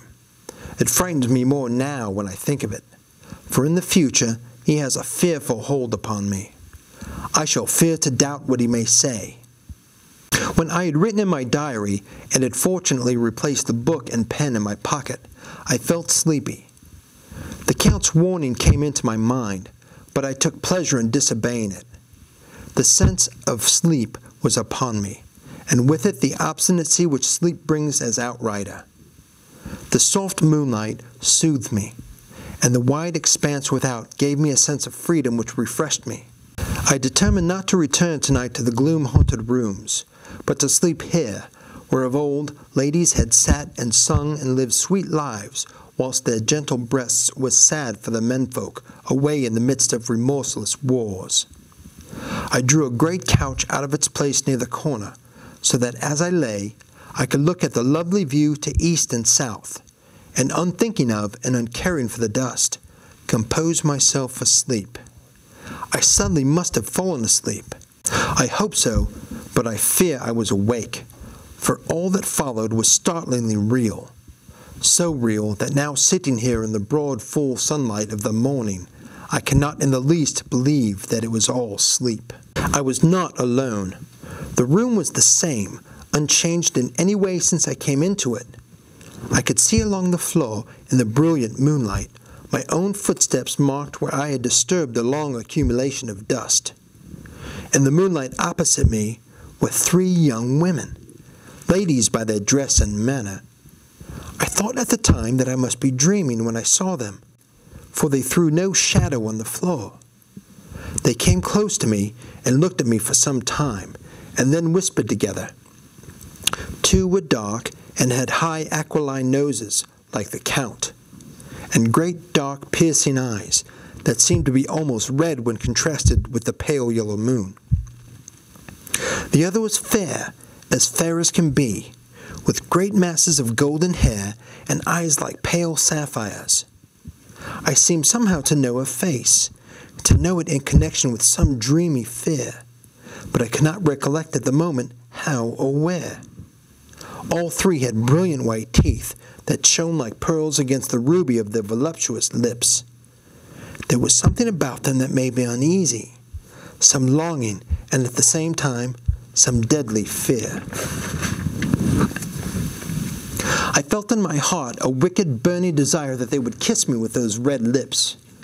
It is not good to note this down, lest someday it should meet Mina's eye and cause her pain, but it is the truth. They whispered together, and then they all 3 laughed, with such a silvery, musical laugh, but as hard as though the sound could never have come through the softness of human lips. It was like the intolerable, tingling sweetness of water glasses when played by a cunning hand. The fair girl shook her head coquettishly, and the other 2 urged her on. One said, "Go on, you're first, and we shall follow. Yours is the right to begin." The other added, "He's young and strong. There are kisses for us all." I lay quiet, looking out from under my eyelashes in an agony of delightful anticipation. The fair girl advanced and bent over me till I could feel the movement of her breath upon me. Sweet it was in one sense, honey-sweet, and sent the same tingling through the nerves as her voice, but with a bitter underlying the sweet, a bitter offensiveness, as one smells in blood. I was afraid to raise my eyelids, but looked out and saw perfectly under the lashes. The girl actually licked her lips like an animal, till I could see in the moonlight the moisture shining on the scarlet lips and on the red tongue as it lapped the white, sharp teeth. Lower and lower went her head as the lips went below the range of my mouth and chin, and seemed to fasten on my throat. Then she paused, and I could hear the churning sound of her tongue as it licked the teeth and lips, and I could feel the hot breath on my neck. Then the skin of my throat began to tingle, as one's flesh does when the hand that is to tickle it approaches, nearer, nearer. I could feel the soft, shivering touch of the lips on the supersensitive skin of my throat, and the hard dents of 2 sharp teeth, just touching and pausing there. I closed my eyes in languorous ecstasy and waited with beating heart. But at that instant, another sensation swept through me as quick as lightning. I was conscious of the presence of the Count, and of his being as if it lapped in a storm of fury. As my eyes opened involuntarily, I saw his strong hand grasp the slender neck of the fair woman, and with giant's power draw it back, the blue eyes transformed with fury, the white teeth champing with rage, and the fair cheeks blazing red with passion. But the Count! Never did I imagine such wrath and fury, even to the demons of the pit. His eyes were positively blazing. The red light in them was lurid, as if the flames of hell fire blazed behind them. His face was deathly pale, and the lines of it were hard like drawn wires. The thick eyebrows that met over the nose now seemed like a heaving bar of white-hot metal. With a fierce sweep of his arm, he hurled the women from him, and then motioned to the others, as though he were beating them back. It was the same imperious gesture that I had seen him use on the wolves. In a voice which, though low and almost in a whisper, seemed to cut through the air and then ring in the room, he said, "How dare you touch him, any of you? How dare you cast eyes on him when I had forbidden it? Back, I tell you all! This man belongs to me. Beware how you meddle with him, or you'll have to deal with me." The fair girl, with a laugh of ribald coquetry, turned to answer him.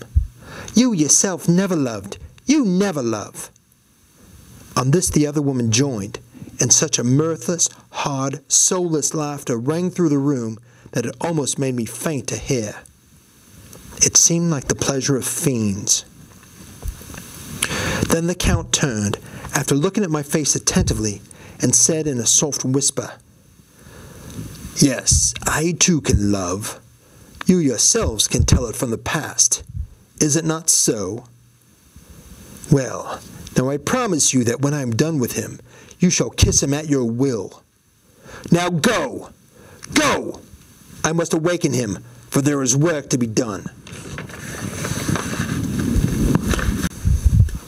"Are we to have nothing tonight?" said one of them, with a low laugh as she pointed to the bag which he had thrown on the floor and which moved as though there was some living thing within it. For answer he nodded his head. One of the women jumped forward and opened it. The women closed round, whilst I was aghast with horror.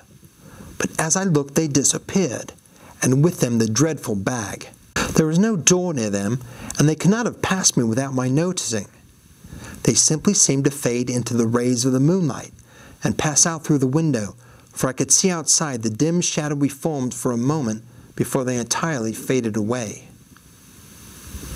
Then the horror overcame me, and I sank down unconscious.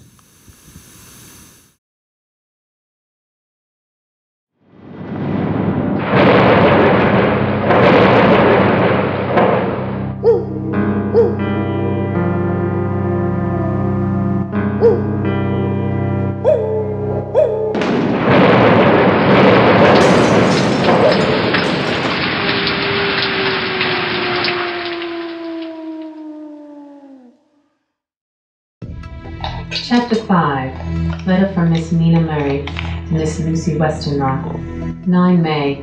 My dearest Lucy, forgive my long delay in writing, but I have been simply overwhelmed with work. The life of an assistant schoolmistress is sometimes trying. I am longing to be with you and by the sea, where we can talk together freely and build our castles in the air.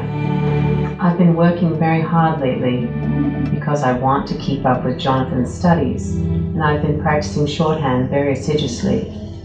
When we are married, I shall be able to be useful to Jonathan, and if I can stenograph well enough, I can take down what he wants to say in his way and write it out for him on the typewriter, at which also I am practicing very hard.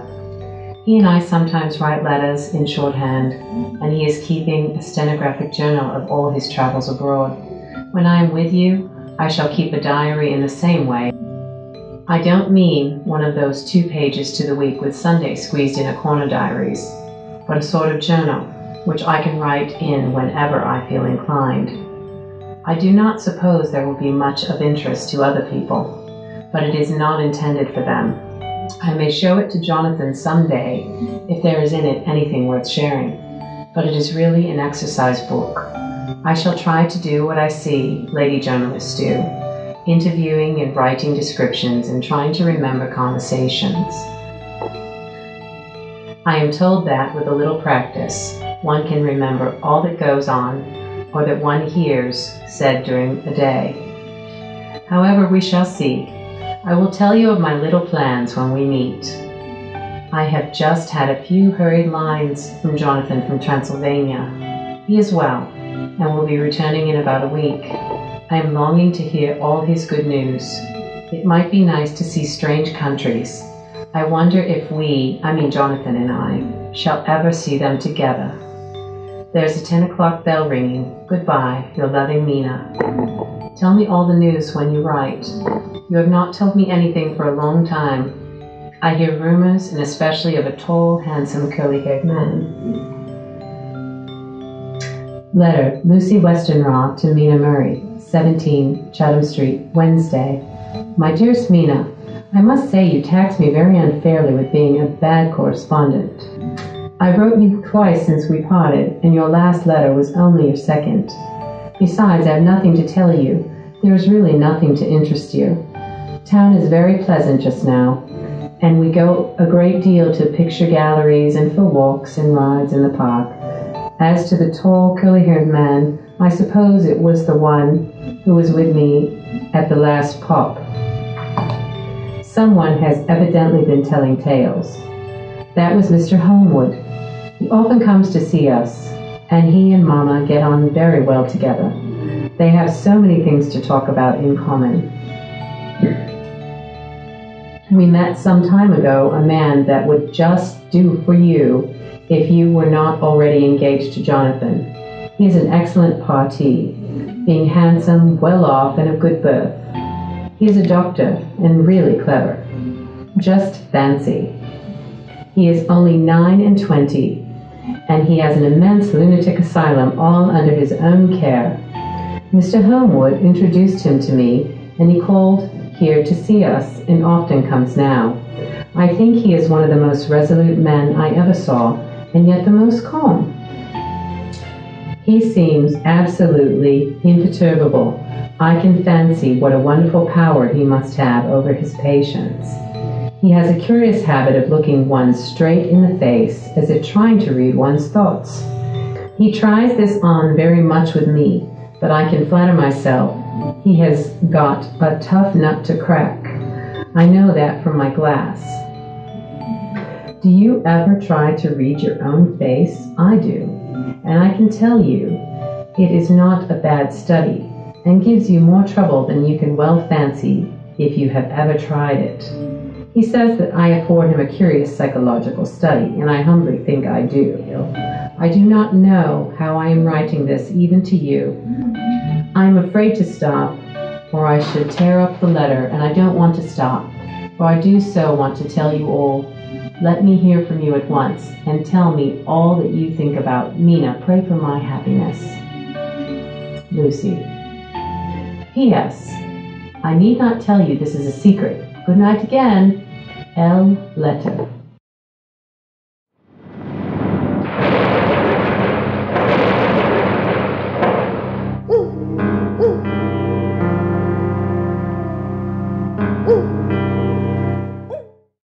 Chapter 6, Mina Murray's Journal, 26 July. I am anxious, and it soothes me to express myself here. It is like whispering to oneself and listening at the same time. And there is also something about the shorthand symbols that makes it different from writing.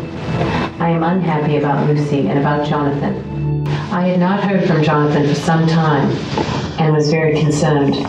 But yesterday, dear Mr. Hawkins, who was always so kind, sent me a letter from him.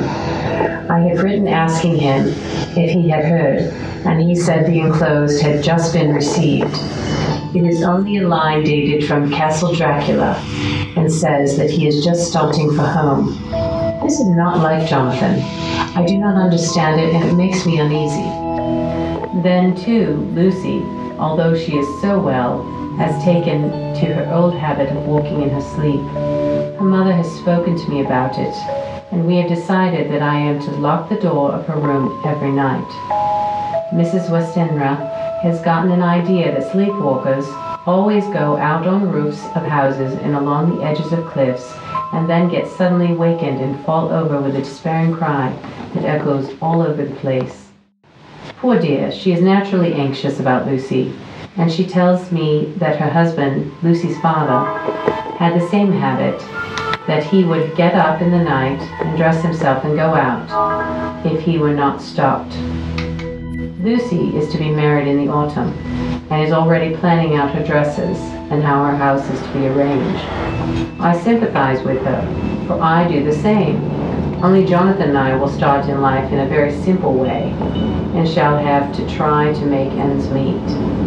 Mr. Homewood, he is the Honorable Arthur Homewood, only son of Lord Godalming, is coming up here very shortly. as soon as he can leave town, for his father is not very well, and I think dear Lucy is counting the moments till he comes. She wants to take him up to the seat on the churchyard cliff and show him the beauty of Whitby. I dare say it is the waiting which disturbs her. She will be all right when he arrives. 27 July. No news from Jonathan. I'm getting quite uneasy about him, though why I should, I do not know, but I do wish that he would write, even if it were only a single line. Lucy walks more than ever, and each night I am awakened by her moving about the room. Fortunately, the weather is so hot that she cannot get cold, but still the anxiety and the perpetually being awakened is beginning to tell on me, and I'm getting nervous and wakeful myself. Thank God Lucy's health keeps up. Mr. Homewood has been suddenly called to ring to see his father, who has been taken seriously ill. Lucy frets at the postponement of seeing him, but it does not touch her looks. She's a trifle stouter, and her cheeks are lovely rose pink. She has lost the anemic look which she had. I pray it will last. 3 August. Another week gone by, and no news from Jonathan, not even to Mr. Hawkins, from whom I have heard. Oh, I do hope he is not ill. He surely would have written. I look at the last letter of his, but somehow it does not satisfy me. It does not read like him, and it is his writing. There is no mistake of that. Lucy has not walked much in her sleep this last week, and there's an odd concentration about her which I do not understand. Even in her sleep she seems to be watching me. She tries the door, and finding it locked, goes about the room searching for the key. 6 August. Another 3 days and no news. The suspense is getting dreadful. If I only knew where to write to, or where to go, I should feel easier. But no one has heard a word of Jonathan since that last letter. I must only pray to God for patience. Lucy is more excitable than ever, but is otherwise well. Last night was very threatening, and the fishermen say that we are in for a storm. I must try to watch it and learn the weather signs. Today is a gray day, and the sun, as I write, is hidden in thick clouds. High over Kettleness. Everything is gray except the green grass, which seems like emerald amongst it. Gray earthy rock, gray clouds, tinged with the sunburst at the far edge, hang over the gray sea, into which the sand points stretch like gray figures. The sea is tumbling in over the shallows and the sandy flats with a roar, muffled in the sea mist drifting inland. The horizon is lost in a gray mist. All vastness, the clouds, are piled up like giant rocks, and there is a brool over the sea that sounds like some passage of doom. Dark figures are on the beach here and there, sometimes half shrouded in the mist, and seem men like trees walking.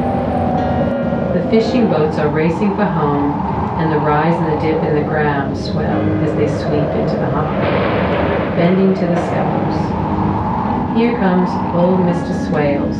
He is making straight for me, and I can see by the way he lifts his hat that he wants to talk. I've been quite touched by the change in the poor old man. When he sat down beside me, he said in a very gentle way, "I want to say something to you, miss."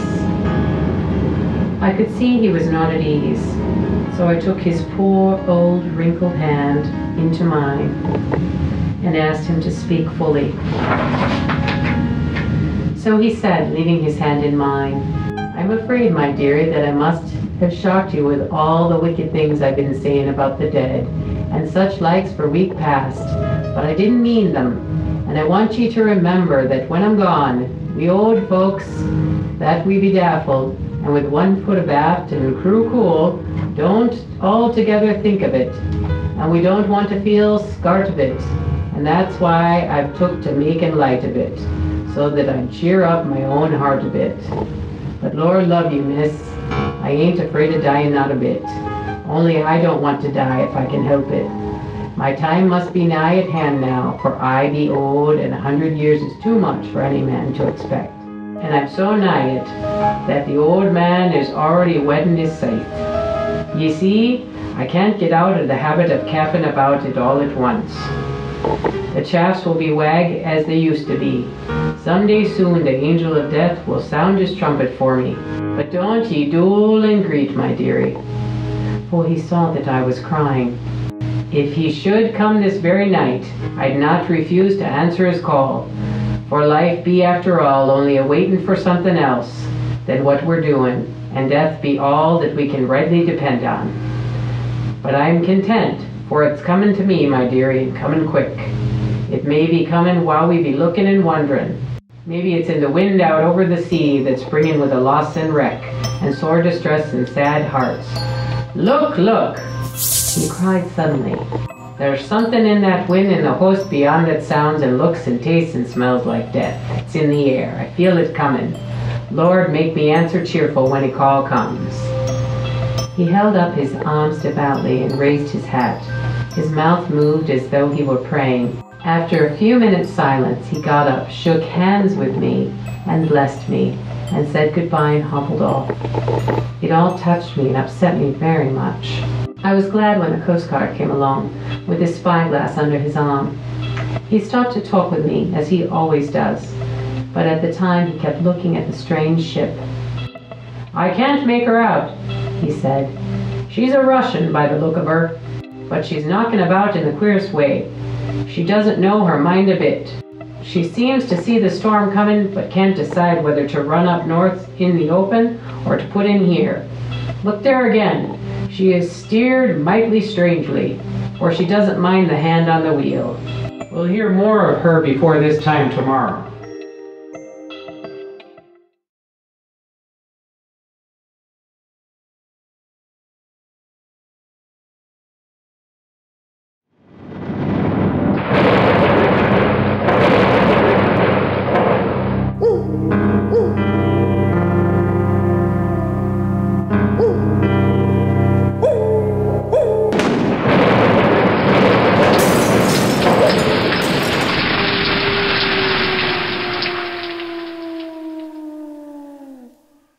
Chapter 8.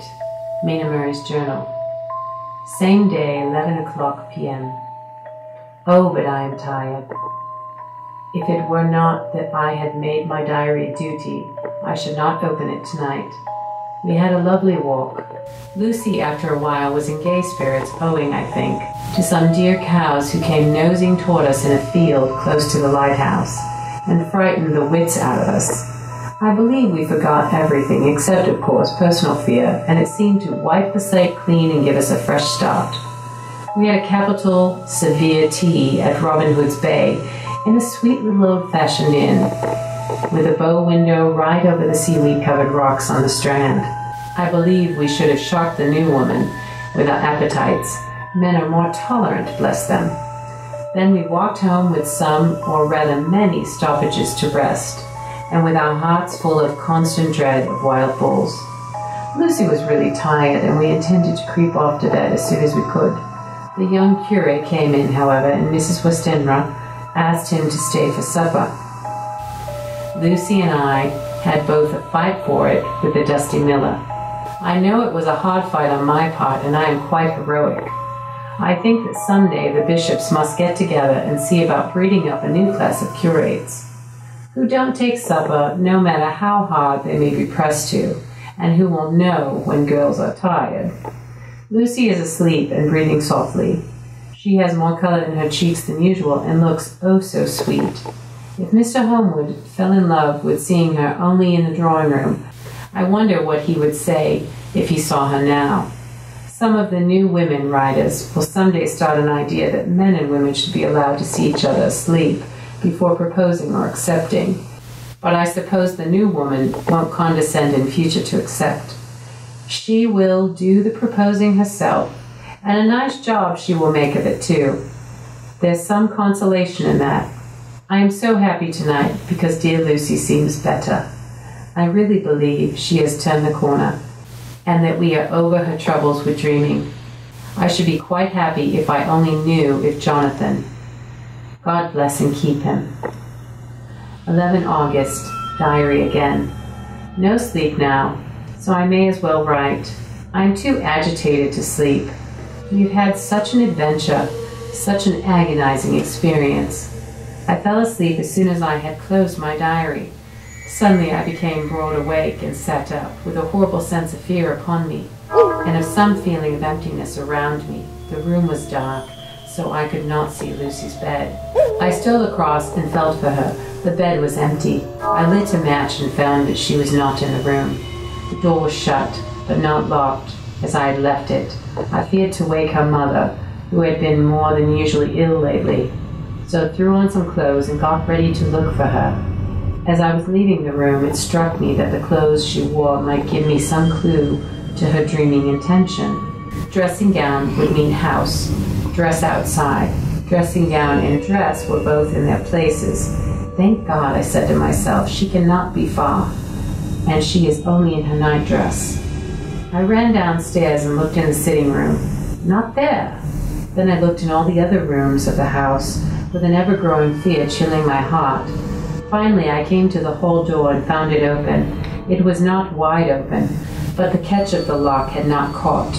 The people of the house are careful to lock the door every night, so I feared that Lucy must have gone out as she was. There was no time to think of what might happen. A vague, overmastering fear obscured all details.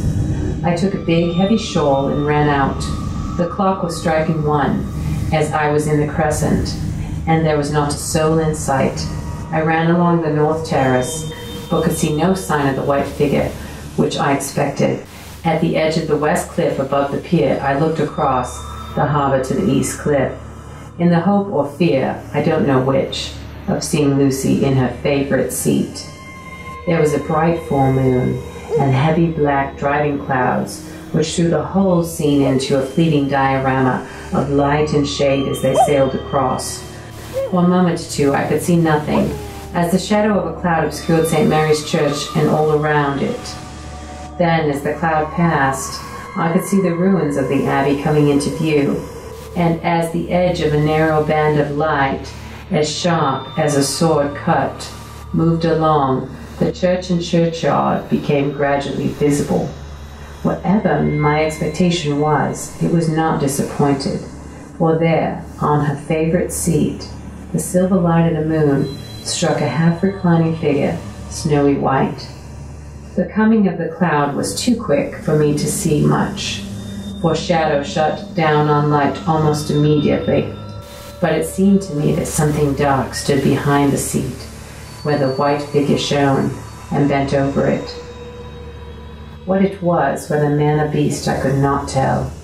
I did not wait to catch another glance, but flew down the steep steps to the pier, and along by the fish market to the bridge, which was the only way to reach the east cliff.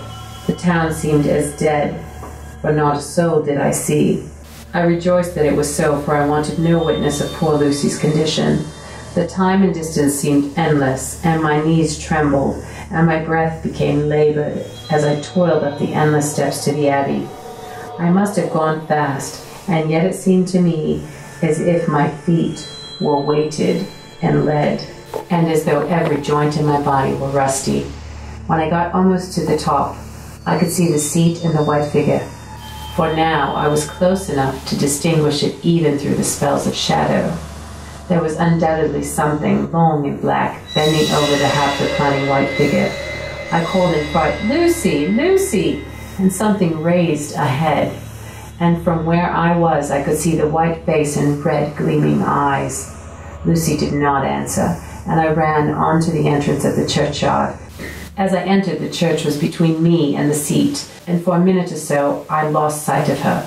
When I came in view again, the cloud had passed by, and the moonlight struck so brilliantly that I could see Lucy half reclining, with her head lying over the back of the seat. She was quite alone, and there was not a sign of any living thing about. When I bent over her, I could see that she was still asleep. Her lips were parted, and she was breathing, not softly as usual with her, but in long, heavy gasps, as though striving to get her lungs full at every breath. As I came close, she put up her hand in her sleep and pulled the collar of her nightdress close around her, as though she felt the cold. I flung the warm shawl over her and drew the edges tight around her neck, for I dreaded lest she should get some deadly chill from the night air, unclad as she was. I feared to wake her all at once, so in order to have my hands free to help her, I fastened the shawl at her throat with a big safety pin. But I must have been clumsy in my anxiety and pinched or pricked her with it, for by and by, when her breathing became quieter, she put her hand to her throat again and moaned. When I had her carefully wrapped up, I put my shoes on her feet and then began to very gently wake her. At first she did not respond, but gradually she became more and more uneasy in her sleep, moaning and sighing occasionally. At last, as time was passing fast, and for many other reasons, I wished to get her home at once. I shook her forcibly, till finally she opened her eyes and awoke. She did not seem surprised to see me, as of course she did not realize all at once where she was. Lucy always wakes prettily, and even at such time when her body must have been chilled with cold, and her mind somewhat appalled at waking unclad in the churchyard at night, she did not lose her grace. She trembled a little and clung to me. When I told her to come at once with me home, she rose without a word, with obedience of a child. As we passed along, the gravel hit my feet, and Lucy noticed me wince. She stopped and wanted to insist upon me taking my shoes, but I would not. However, when we got to the pathway outside the churchyard, where there was a puddle of water remaining from the storm, I daubed my feet with mud, using each foot in turn on the other, so that as we went home, no one, in case we should meet anyone, should notice my bare feet. Fortune favored us, as we got home without meeting a soul. Once we saw a man who seemed not quite sober passing along the street in front of us, but we hid in the door till he had disappeared up in an opening, such as there are here, steep little closes or wynds, as we call them in Scotland. My heart beat so loud all the time, sometimes I thought I should faint. I was filled with anxiety about Lucy, not only for her health, lest she should suffer from the exposure, but for her reputation in case the story should get wind. When we got in, and had washed our feet, and had said a prayer of thankfulness together, I tucked her into bed. Before falling asleep, she asked, even implored, me not to say a word to anyone, even her mother, about the sleepwalking adventure. I hesitated at first to promise, but on thinking of the state of her mother's health, and how the knowledge of such a thing would fret her, and think too of how such a story might become distorted, nay, infallibly would, in case it should leak out, I thought it wiser to do so. I hope I did right. I have locked the door, and the key is tied to my wrist, so perhaps I shall not be again disturbed. Lucy is sleeping soundly. The reflex of the dawn is high and far over the sea. Same day, noon. All goes well. Lucy slept till I woke her and seemed not to have even changed her side. The adventure of the night does not seem to have harmed her. On the contrary, it has benefited her, for she looks better this morning than she has done for weeks. I was sorry to notice that my clumsiness with the safety pin hurt her. Indeed, it might have been serious, for the skin of her throat was pierced. I must have pinched up a piece of loose skin and have transfixed it, for there are two little red points like pinpricks, and on the band of her nightdress was a drop of blood. When I apologized and was concerned about it, she laughed and petted me and said she did not even feel it. Fortunately, it cannot leave a scar. It is so tiny. Same day, night. We passed a happy day. The air was clear and the sun was bright, and there was a cool breeze. We took our lunch to Mulgrave Woods, Mrs. Westerner driving by the road, and Lucy and I walking by the cliff path, and joining her at the gate. I felt a little sad myself, for I could not but feel how absolutely happy it would have been had Jonathan been with me. But there, I must only be patient. In the evening, we strolled in the casino terrace and heard some good music by Spohr and Mackenzie, and went to bed early. Lucy seems more restful than she has been for some time, and fell asleep at once. I shall lock the door and secure the key, the same as before, though I do not expect any trouble tonight. 12 August. My expectations were wrong, for twice during the night I was awakened by Lucy, trying to get out. She seemed, even in her sleep, to be a little impatient at finding the door shut, and went back to bed under a sort of protest. I woke with the dawn and heard the birds chirping outside the window.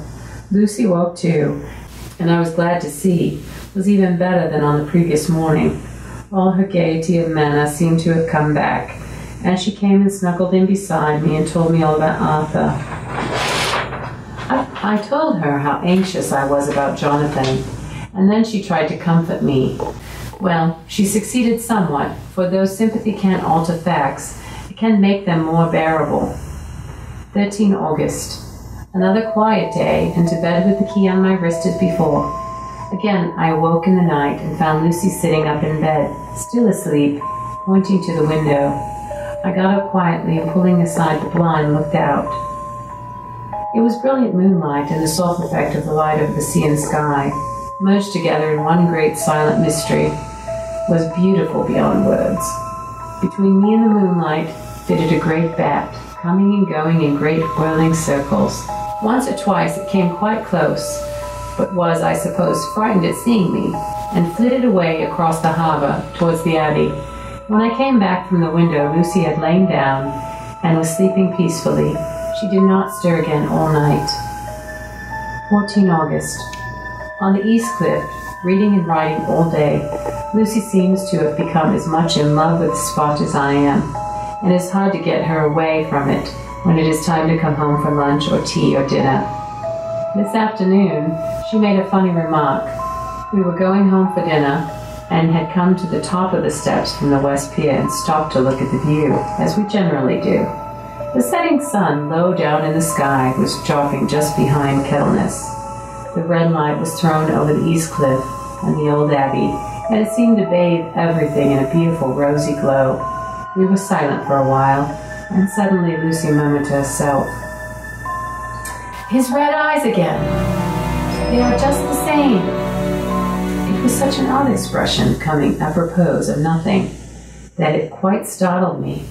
I slewed around a little, so as to see Lucy well without seeming to stare at her, and saw that she was in a half-dreamy state, with an odd look on her face that I could not quite make out, so I did nothing but followed her eyes. She appeared to be looking over at her own seat, whereon was a dark figure seated alone.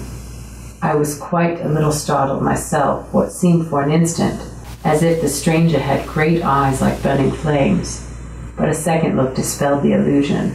The red sunlight was shining on the windows of St. Mary's Church, behind our seat, and as the sun dipped there was just sufficient change in the refraction and reflection to make it appear as if the light had moved. I called Lucy's attention to the peculiar effect, and she became herself with a start, but she looked sad all the same. It may have been that she was thinking of that terrible night up there. We never referred to it, so I said nothing, and we went home to dinner. Lucy had a headache, and we went to bed early.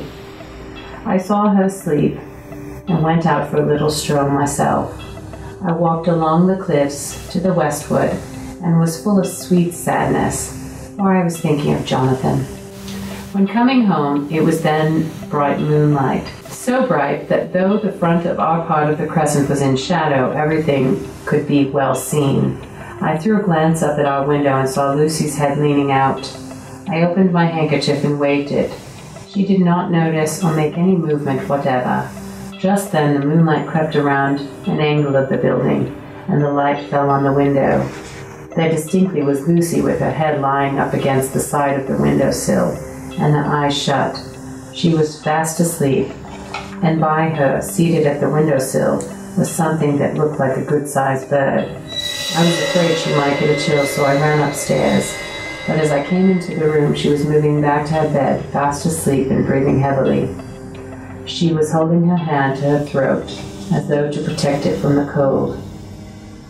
I did not wake her, but tucked her up warmly. I had taken care that the door is locked and the window securely fastened. She looks so sweet as she sleeps, but she is paler than is her wont, and there is a drawn, haggard look under her eyes which I do not like. I fear she is fretting about something. I wish I could find out what it is. 15 August. Rose later than usual.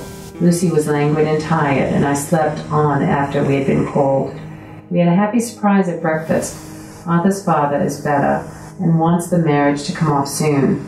Lucy is full of quiet joy, and her mother is glad and sorry all at once. Later on in the day, she told me the cause.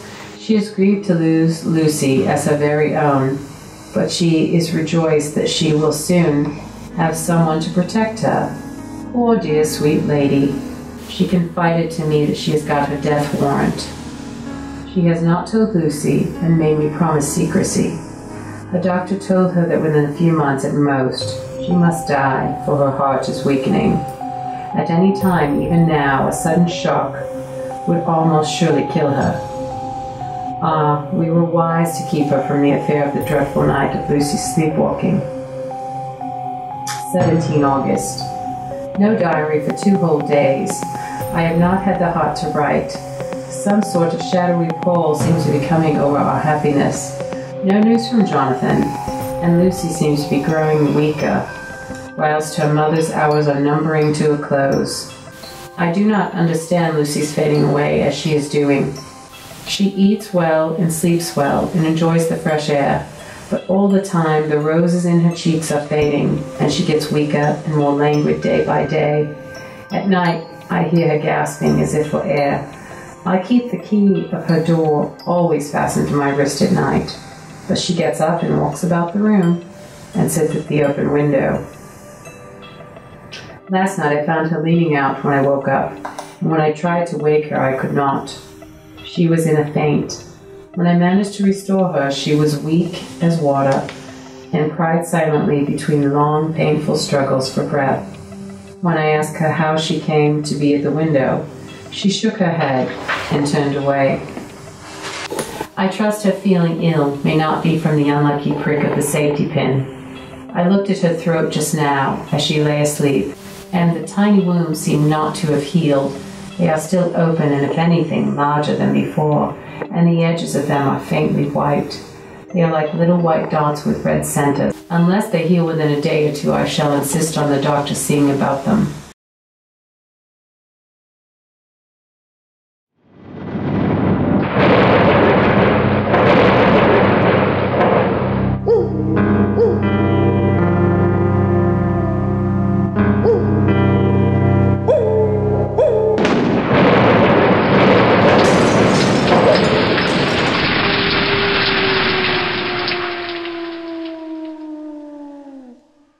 Chapter 9, Letter, Mina Harker to Lucy Westenra. Budapest, 24 August. My dearest Lucy, I know you will be anxious to hear all that has happened since we parted at the railway station at Whitby. Well, my dear, I got to Hull all right, and caught the boat to Hamburg, and then the train on here. I feel that I can hardly recall anything of the journey, except that I knew I was coming to Jonathan, and that as I should have to do some nursing, I had better get all the sleep I could. I found my dear one, oh, so thin and pale and weak-looking. All the resolution had gone out of his dear eyes, and that quiet dignity which I told you was in his face has vanished. He is only a wreck of himself, and he does not remember anything that has happened to him for a long time past. At least he wants me to believe so. I shall never ask. He has had some terrible shock, and I fear it might tax his poor brain if he were to recall it. Sister Agatha, who is a good creature and born nurse, tells me that he wanted her to tell me what they were, but she would only cross herself and say she would never tell. That the ravings of the sick were the secrets of God, and if a nurse, through her vocation, should hear them, she should respect her trust. She is a sweet, good soul, and the next day, when she saw I was troubled, she opened up the subject my poor dear raved about, added, I can tell you this much, my dear, that it was not about anything which he has done wrong himself, and you, as his wife-to-be, have no cause to be concerned. He has not forgotten you, or what he owes to you. His fear was of great and terrible things, which no mortal can treat of. I do believe the dear soul thought I might be jealous lest my poor dear should have fallen in love with any other girl. The idea of my being jealous about Jonathan, And yet, my dear, let me whisper, I felt a thrill of joy through me when I knew that no other woman was cause for trouble. I am now sitting by his bedside, where I can see his face while he sleeps. He is waking. When he woke, he asked me for his coat, as he wanted to get something from his pocket. I asked Sister Agatha, and she brought all his things.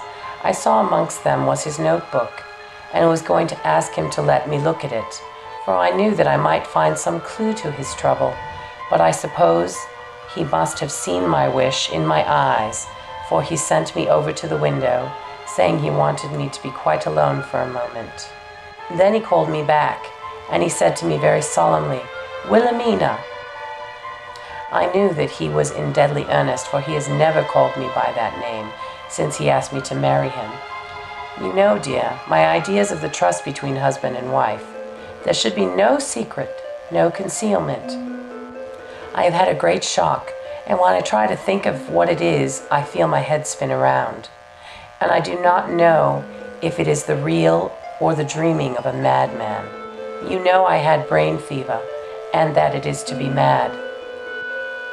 The secret is here, and I do not want to know it. I want to take up my life here with our marriage. For, my dear, we have decided to be married as soon as the formalities are complete. Are you willing, Wilhelmina, to share my ignorance? Here is the book. Take it and keep it. Read it if you will, but never let me know unless indeed some solemn duty should come upon me to go back to the bitter hours, asleep or awake, sane or mad, recorded here. He fell back exhausted, and I put the book under his pillow and kissed him. Have asked Sister Agatha to beg the Superior to let our wedding be this afternoon, and waiting for her reply. She has come and told me that the chaplain of the English Mission Church has been sent for. We are to be married in an hour, or soon after as Jonathan wakes.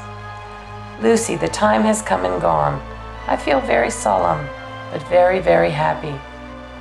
Jonathan woke a little after the hour, and all was ready, and he sat up in bed, propped up with pillows. He answered his "I will" firmly and strong. I could hardly speak. My heart was so full that even those words seemed to choke me. The dear sisters were so kind. Please God, I shall never, never forget them, nor the grave and sweet responsibilities I have taken upon me. I must tell you of my wedding present. When the chaplain and the sisters had left me alone with my husband, oh, Lucy, it is the first time I've written the words "my husband." Left me alone with my husband, I took the book from under his pillow and wrapped it up in white paper and tied it with a little bit of pale blue ribbon which was round my neck, and sealed it over the knot with sealing wax, and for my seal I used my wedding ring. Then I kissed it and showed it to my husband and told him that I would keep it so, and then it would be an outward and visible sign for us all our lives that we trusted each other, that I would never open it unless it were for his own dear sake or for the sake of some stern duty.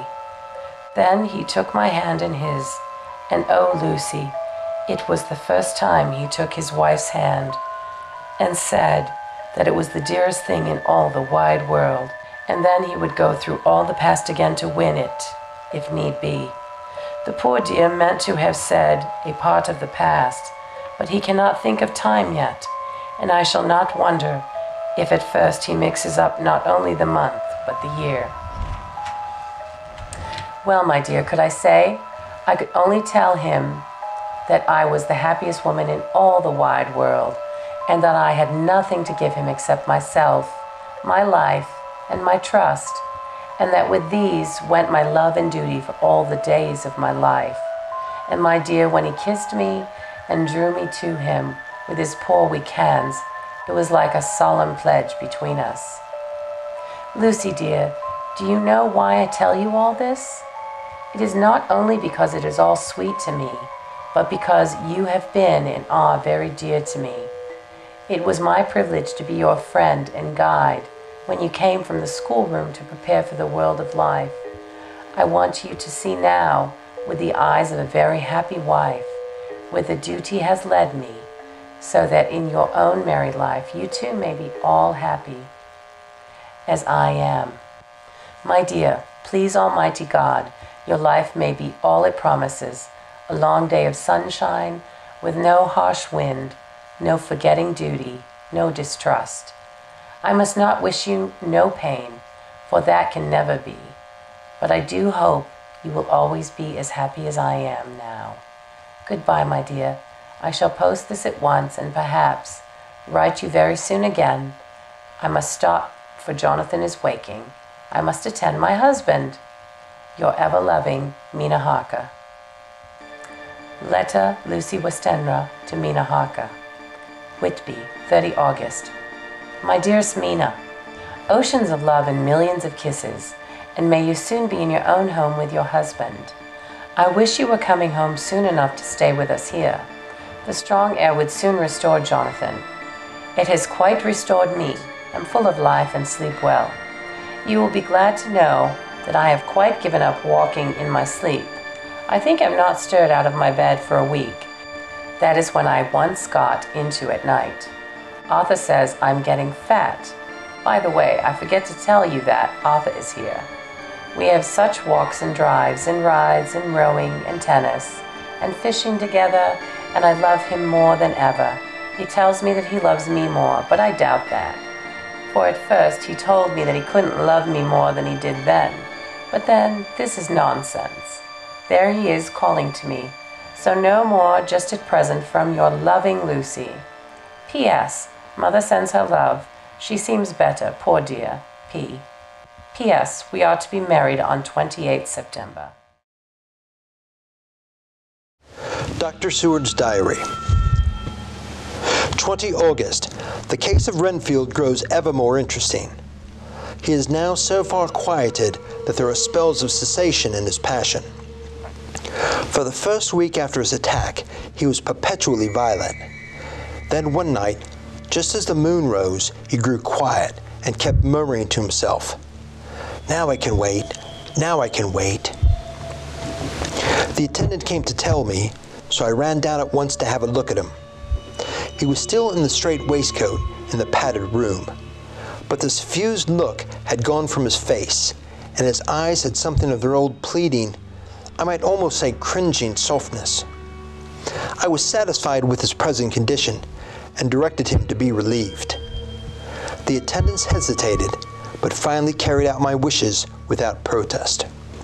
It was a strange thing that the patient had humor enough to see the distrust, for coming close to me, he said in a whisper, all the while looking furtively at them, "They think I could hurt you.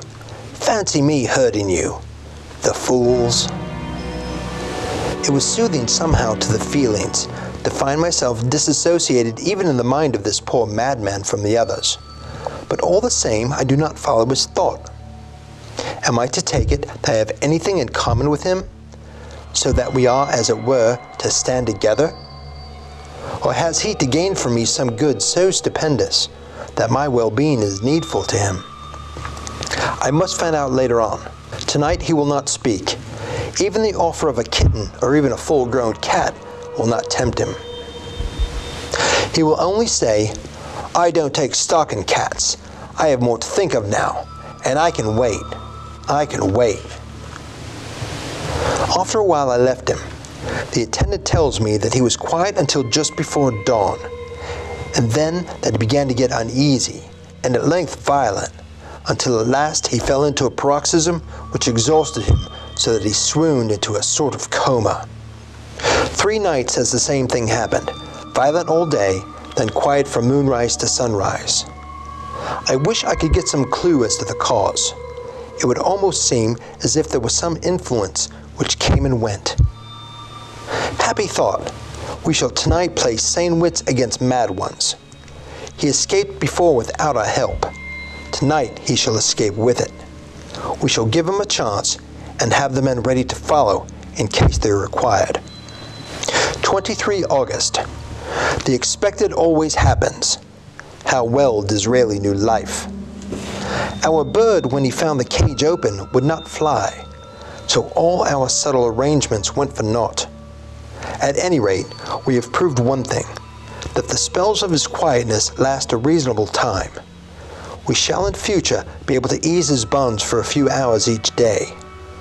I have given orders to the night attendant merely to shut him in the padded room, when once he is quiet, until the hour before sunrise. The poor soul's body will enjoy the relief even if his mind cannot appreciate it. Hark! The unexpected again. I am called. The patient has once more escaped. Later, another night adventure. Renfield artfully waited until the attendant was entering the room to inspect. Then he dashed out past him and flew down the passage. I sent word for the attendants to follow him. Again, he went into the grounds of the deserted house, and we found him in the same place, pressed against the old chapel door. When he saw me, he became furious, and had not the attendant seized him in time, he would have tried to kill me. As we were holding him, a strange thing happened. He suddenly redoubled his efforts, and then as suddenly grew calm. I looked around instinctively, but could see nothing. Then I caught the patient's eye and followed it, but could trace nothing of it as it looked into the moonlit sky, except a big bat, which was flapping its silent and ghostly way to the west. Bats usually wheel about, but this one seemed to go straight on, as if it knew where it was bound or had some intention of its own. The patient grew calmer every instant. Lucy Westenra's diary. Hillingham, 24 August. I must imitate Mina and keep writing things down. Then we can have long talks when we do meet. I wondered when it will be. I wish you were here with me again, for I feel so unhappy. Last night I seemed to be dreaming again, just as I was at Whitby. Perhaps it's the change of air, or getting home again. It is all dark and horrid to me, for I can remember nothing. But I am full of vague fear, and I feel so weak and worn out. When Arthur came to lunch, he looked quite grieved when he saw me, and I hadn't the spirit to try to be cheerful. I wonder if I could sleep in my mother's room tonight. I shall make no excuse to try. 25 August. Another bad night. Mother did not seem to take my proposal. She seems not too well herself, and doubtless she fears to worry me. I tried to keep awake and succeeded for a while, but when the clock struck 12, it waked me from a doze, so I must have been falling asleep.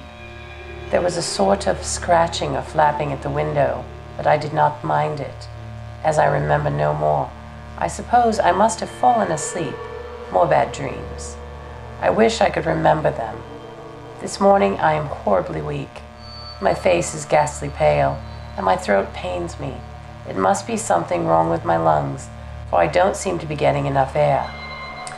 I shall try to cheer up when Arthur comes, or else I know he will be miserable to see me so.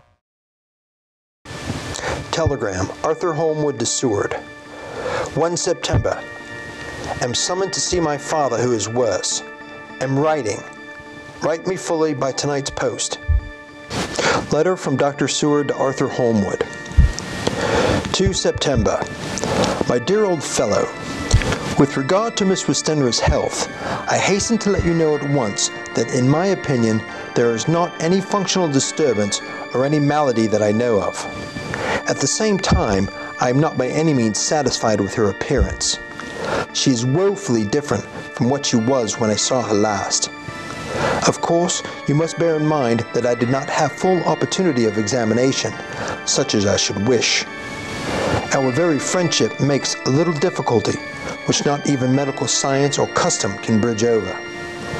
I'd better tell you exactly what happened, leaving you to draw, in a measure, your own conclusions. I shall then say what I have done and propose doing. I found Miss Westenra in seemingly gay spirits. Her mother was present, and in a few seconds I made up my mind that she was trying all she knew to mislead her mother and prevent her from being anxious. I have no doubt she guesses, if she does not know, what need of caution there is. We lunched alone, and as we all exerted ourselves to be cheerful, we got, as some kind of reward for our labors, some real cheerfulness amongst us. Then Mrs. Westenra went to lie down, and Lucy was left with me. We went to her boudoir. Until we got there, her gaiety remained, for the servants were coming and going. As soon as the door was closed, however, the mask fell from her face, and she sank down into a chair with a great sigh, and hid her eyes with a hand. When I saw that her high spirits had failed, I at once took advantage of her reaction to make a diagnosis. She said to me very sweetly, "I cannot tell you how I loathe talking about myself." I reminded her that a doctor's confidence is sacred, but that you were grievously anxious about her. She caught on to my meaning at once, and settled that matter in a word. "Tell Arthur everything you choose. I do not care for myself, but for him. So I'm quite free." I could easily see that she was somewhat bloodless, but I could not see the usual anemic signs, and by the chance I was able to test the actual quality of her blood, for in opening the window, which was stiff, a cord gave way, and she cut her hand slightly with broken glass. It was a slight matter in itself, but it gave me an evident chance, and I secured a few drops of the blood and have analyzed them. The qualitative analysis gives a quite normal condition and shows, I should infer, in itself a vigorous state of health. In other physical matters, I was quite satisfied that there is no need for anxiety, but as there must be a cause somewhere, I have come to the conclusion that it must be something mental. She complains of difficulty breathing satisfactorily at times and of heavy, lethargic sleep, with dreams that frighten her, but regarding which she can remember nothing. She says that as a child she used to walk in her sleep, and that when in Whitby the habit came back, and that once she walked out in the night and went to East Cliff, where Miss Murray found her. But she assures me that of late the habit has not returned. I am in doubt, and so have done the best thing I know of.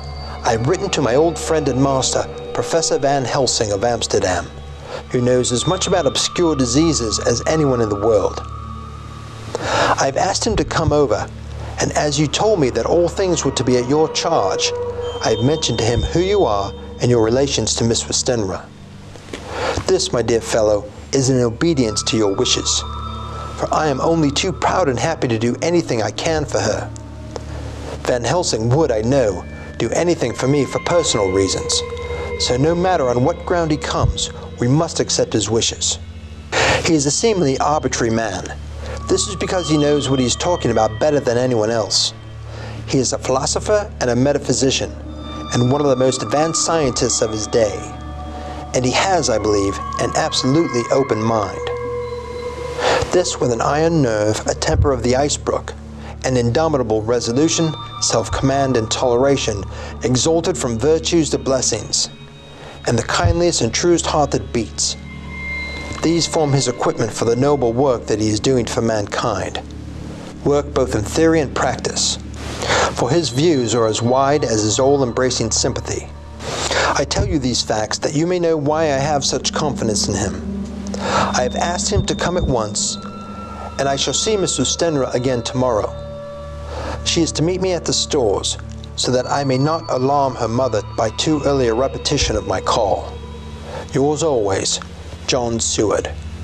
Letter, Abraham Van Helsing, M.D., Ph.D., Doctor of Literature, etc., etc., to Dr. Stewart. 2 September. My good friend, when I received your letter, I am already coming to you. By good fortune, I can leave just at once, without wrong to any of those who have trusted me.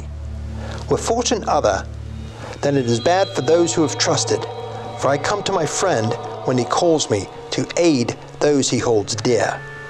Tell your friend that when that time you sucked from my wound so swiftly the poison of the gangrene from that knife that our other friend, too nervous, let slip, you did more for him when he wants my aid than all his great fortune can do.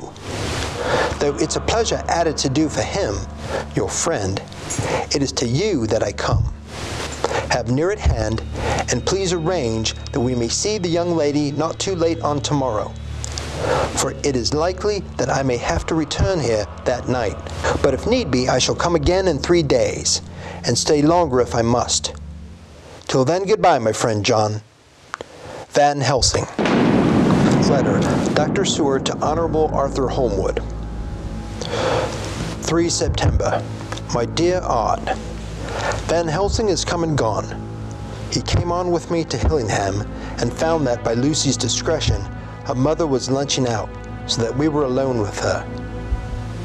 Van Helsing made a very careful examination of the patient. He is to report to me, and I shall advise you, for of course I was not present all the time.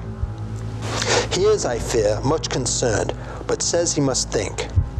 When I told him of our friendship, and how you trust me in the matter, he said, "You must tell him all you think. Tell him what I think, if you can guess it, if you will." Nay, I am not jesting.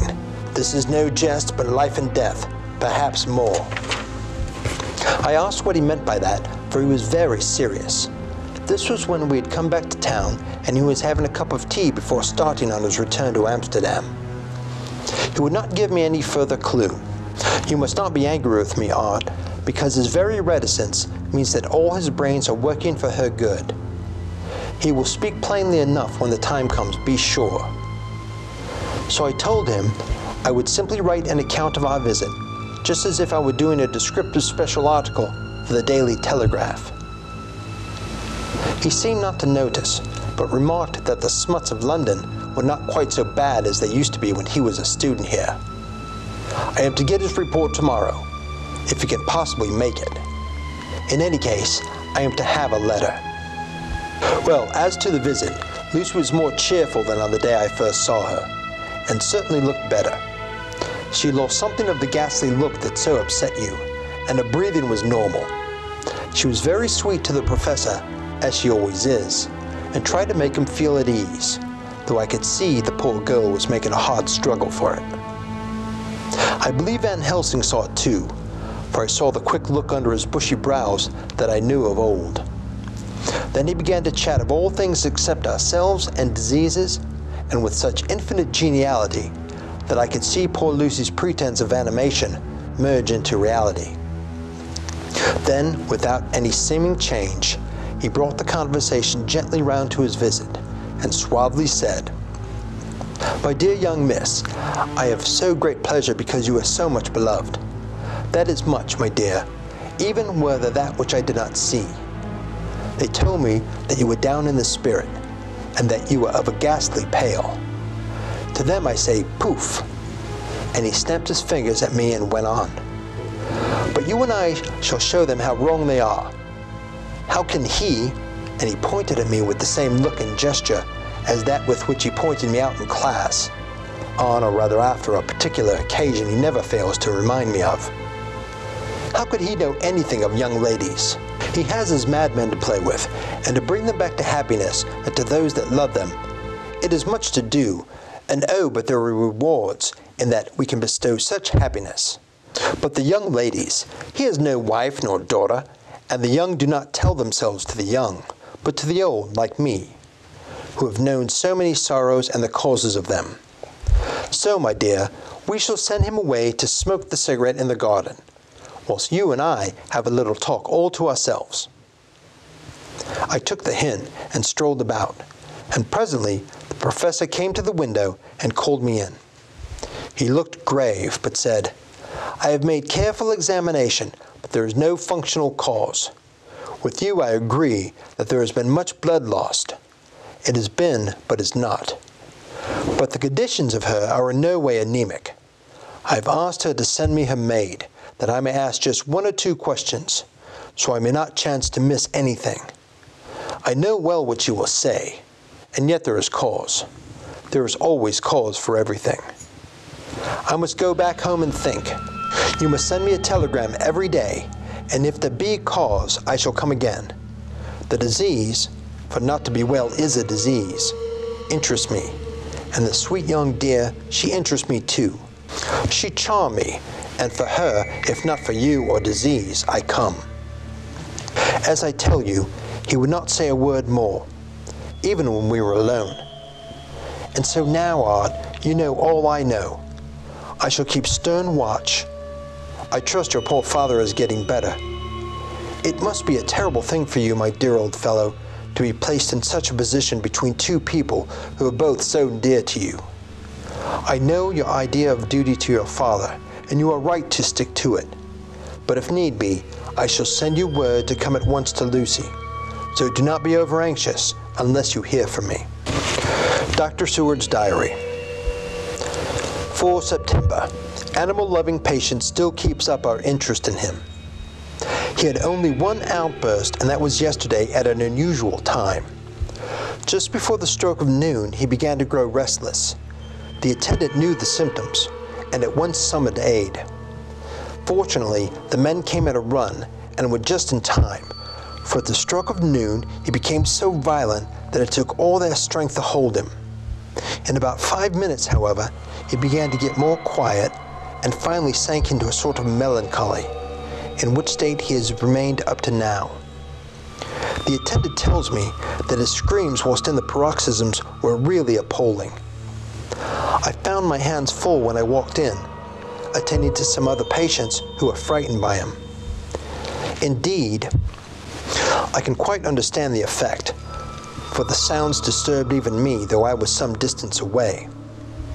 It is now after the dinner hour in the asylum, and as yet my patient sits in a corner brooding, with a dull, sullen, woebegone look in his face, which seems rather to indicate than to show something directly. I cannot quite understand it. Later, another change with my patient. At 5 o'clock, I looked in on him, and found him seemingly as happy and contented as he used to be. He was catching flies and eating them, and was keeping note of his capture by making nail marks on the edge of the door between the ridges of padding. When he saw me, he came over and apologized for his bad conduct, and asked me in a very humble, cringing way to be led back to his own room and to have his notebook again.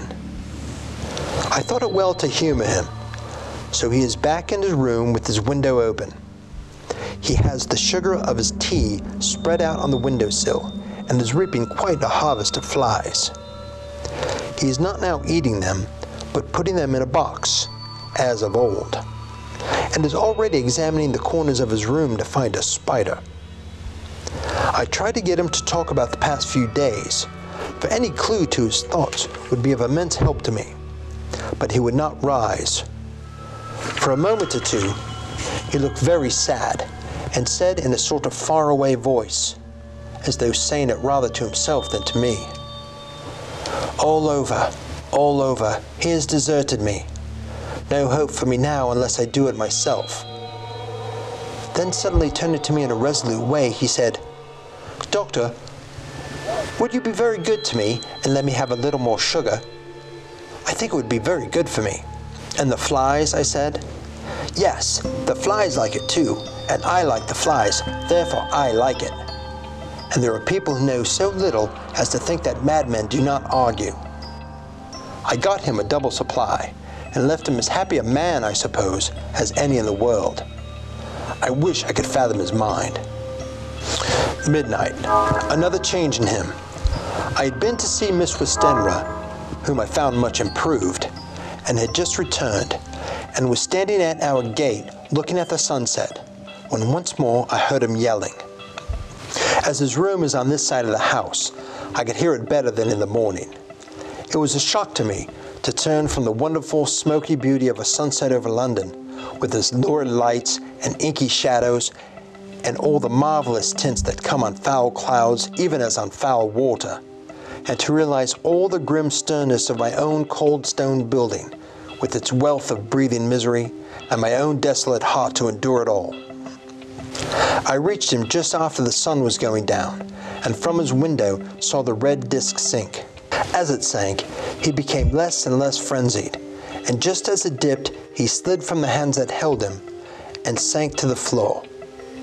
It's wonderful, however, what intellectual recuperative power lunatics have, for within a few minutes he stood up quite calmly and looked round him. I signaled to the attendant not to hold him, for I was anxious to see what he would do. He went straight over to the window and brushed out the crumbs of sugar. Then he took his fly box and emptied it outside and threw away the box. Then he shut the window and, crossing over, sat down in his bed. All this surprised me, so I asked him, "Aren't you going to keep flies anymore?" "No," he said, "I'm sick of all that rubbish." He certainly is a wonderfully interesting study. I wish I could get some glimpse of his mind, or of the cause of his sudden passion. Stop! There may be a clue after all. If we can find out why today his paroxysms came on at high noon and at sunset. Can it be that there is a malign influence of the sun at periods which affects certain natures as at times the moon does others? We shall see. Telegram, Seward, London, to Van Helsing, Amsterdam. 4 September. Patient still better today. Telegram, Seward, London, to Van Helsing, Amsterdam. 5 September. Patient greatly improved. Good appetite. Sleeps naturally. Good spirits. Color coming back. Telegram, Seward, London, to Van Helsing, Amsterdam. 6 September. Terrible change for the worse. Come at once. Do not lose an hour. I hold over telegram to Holmwood till I have seen you.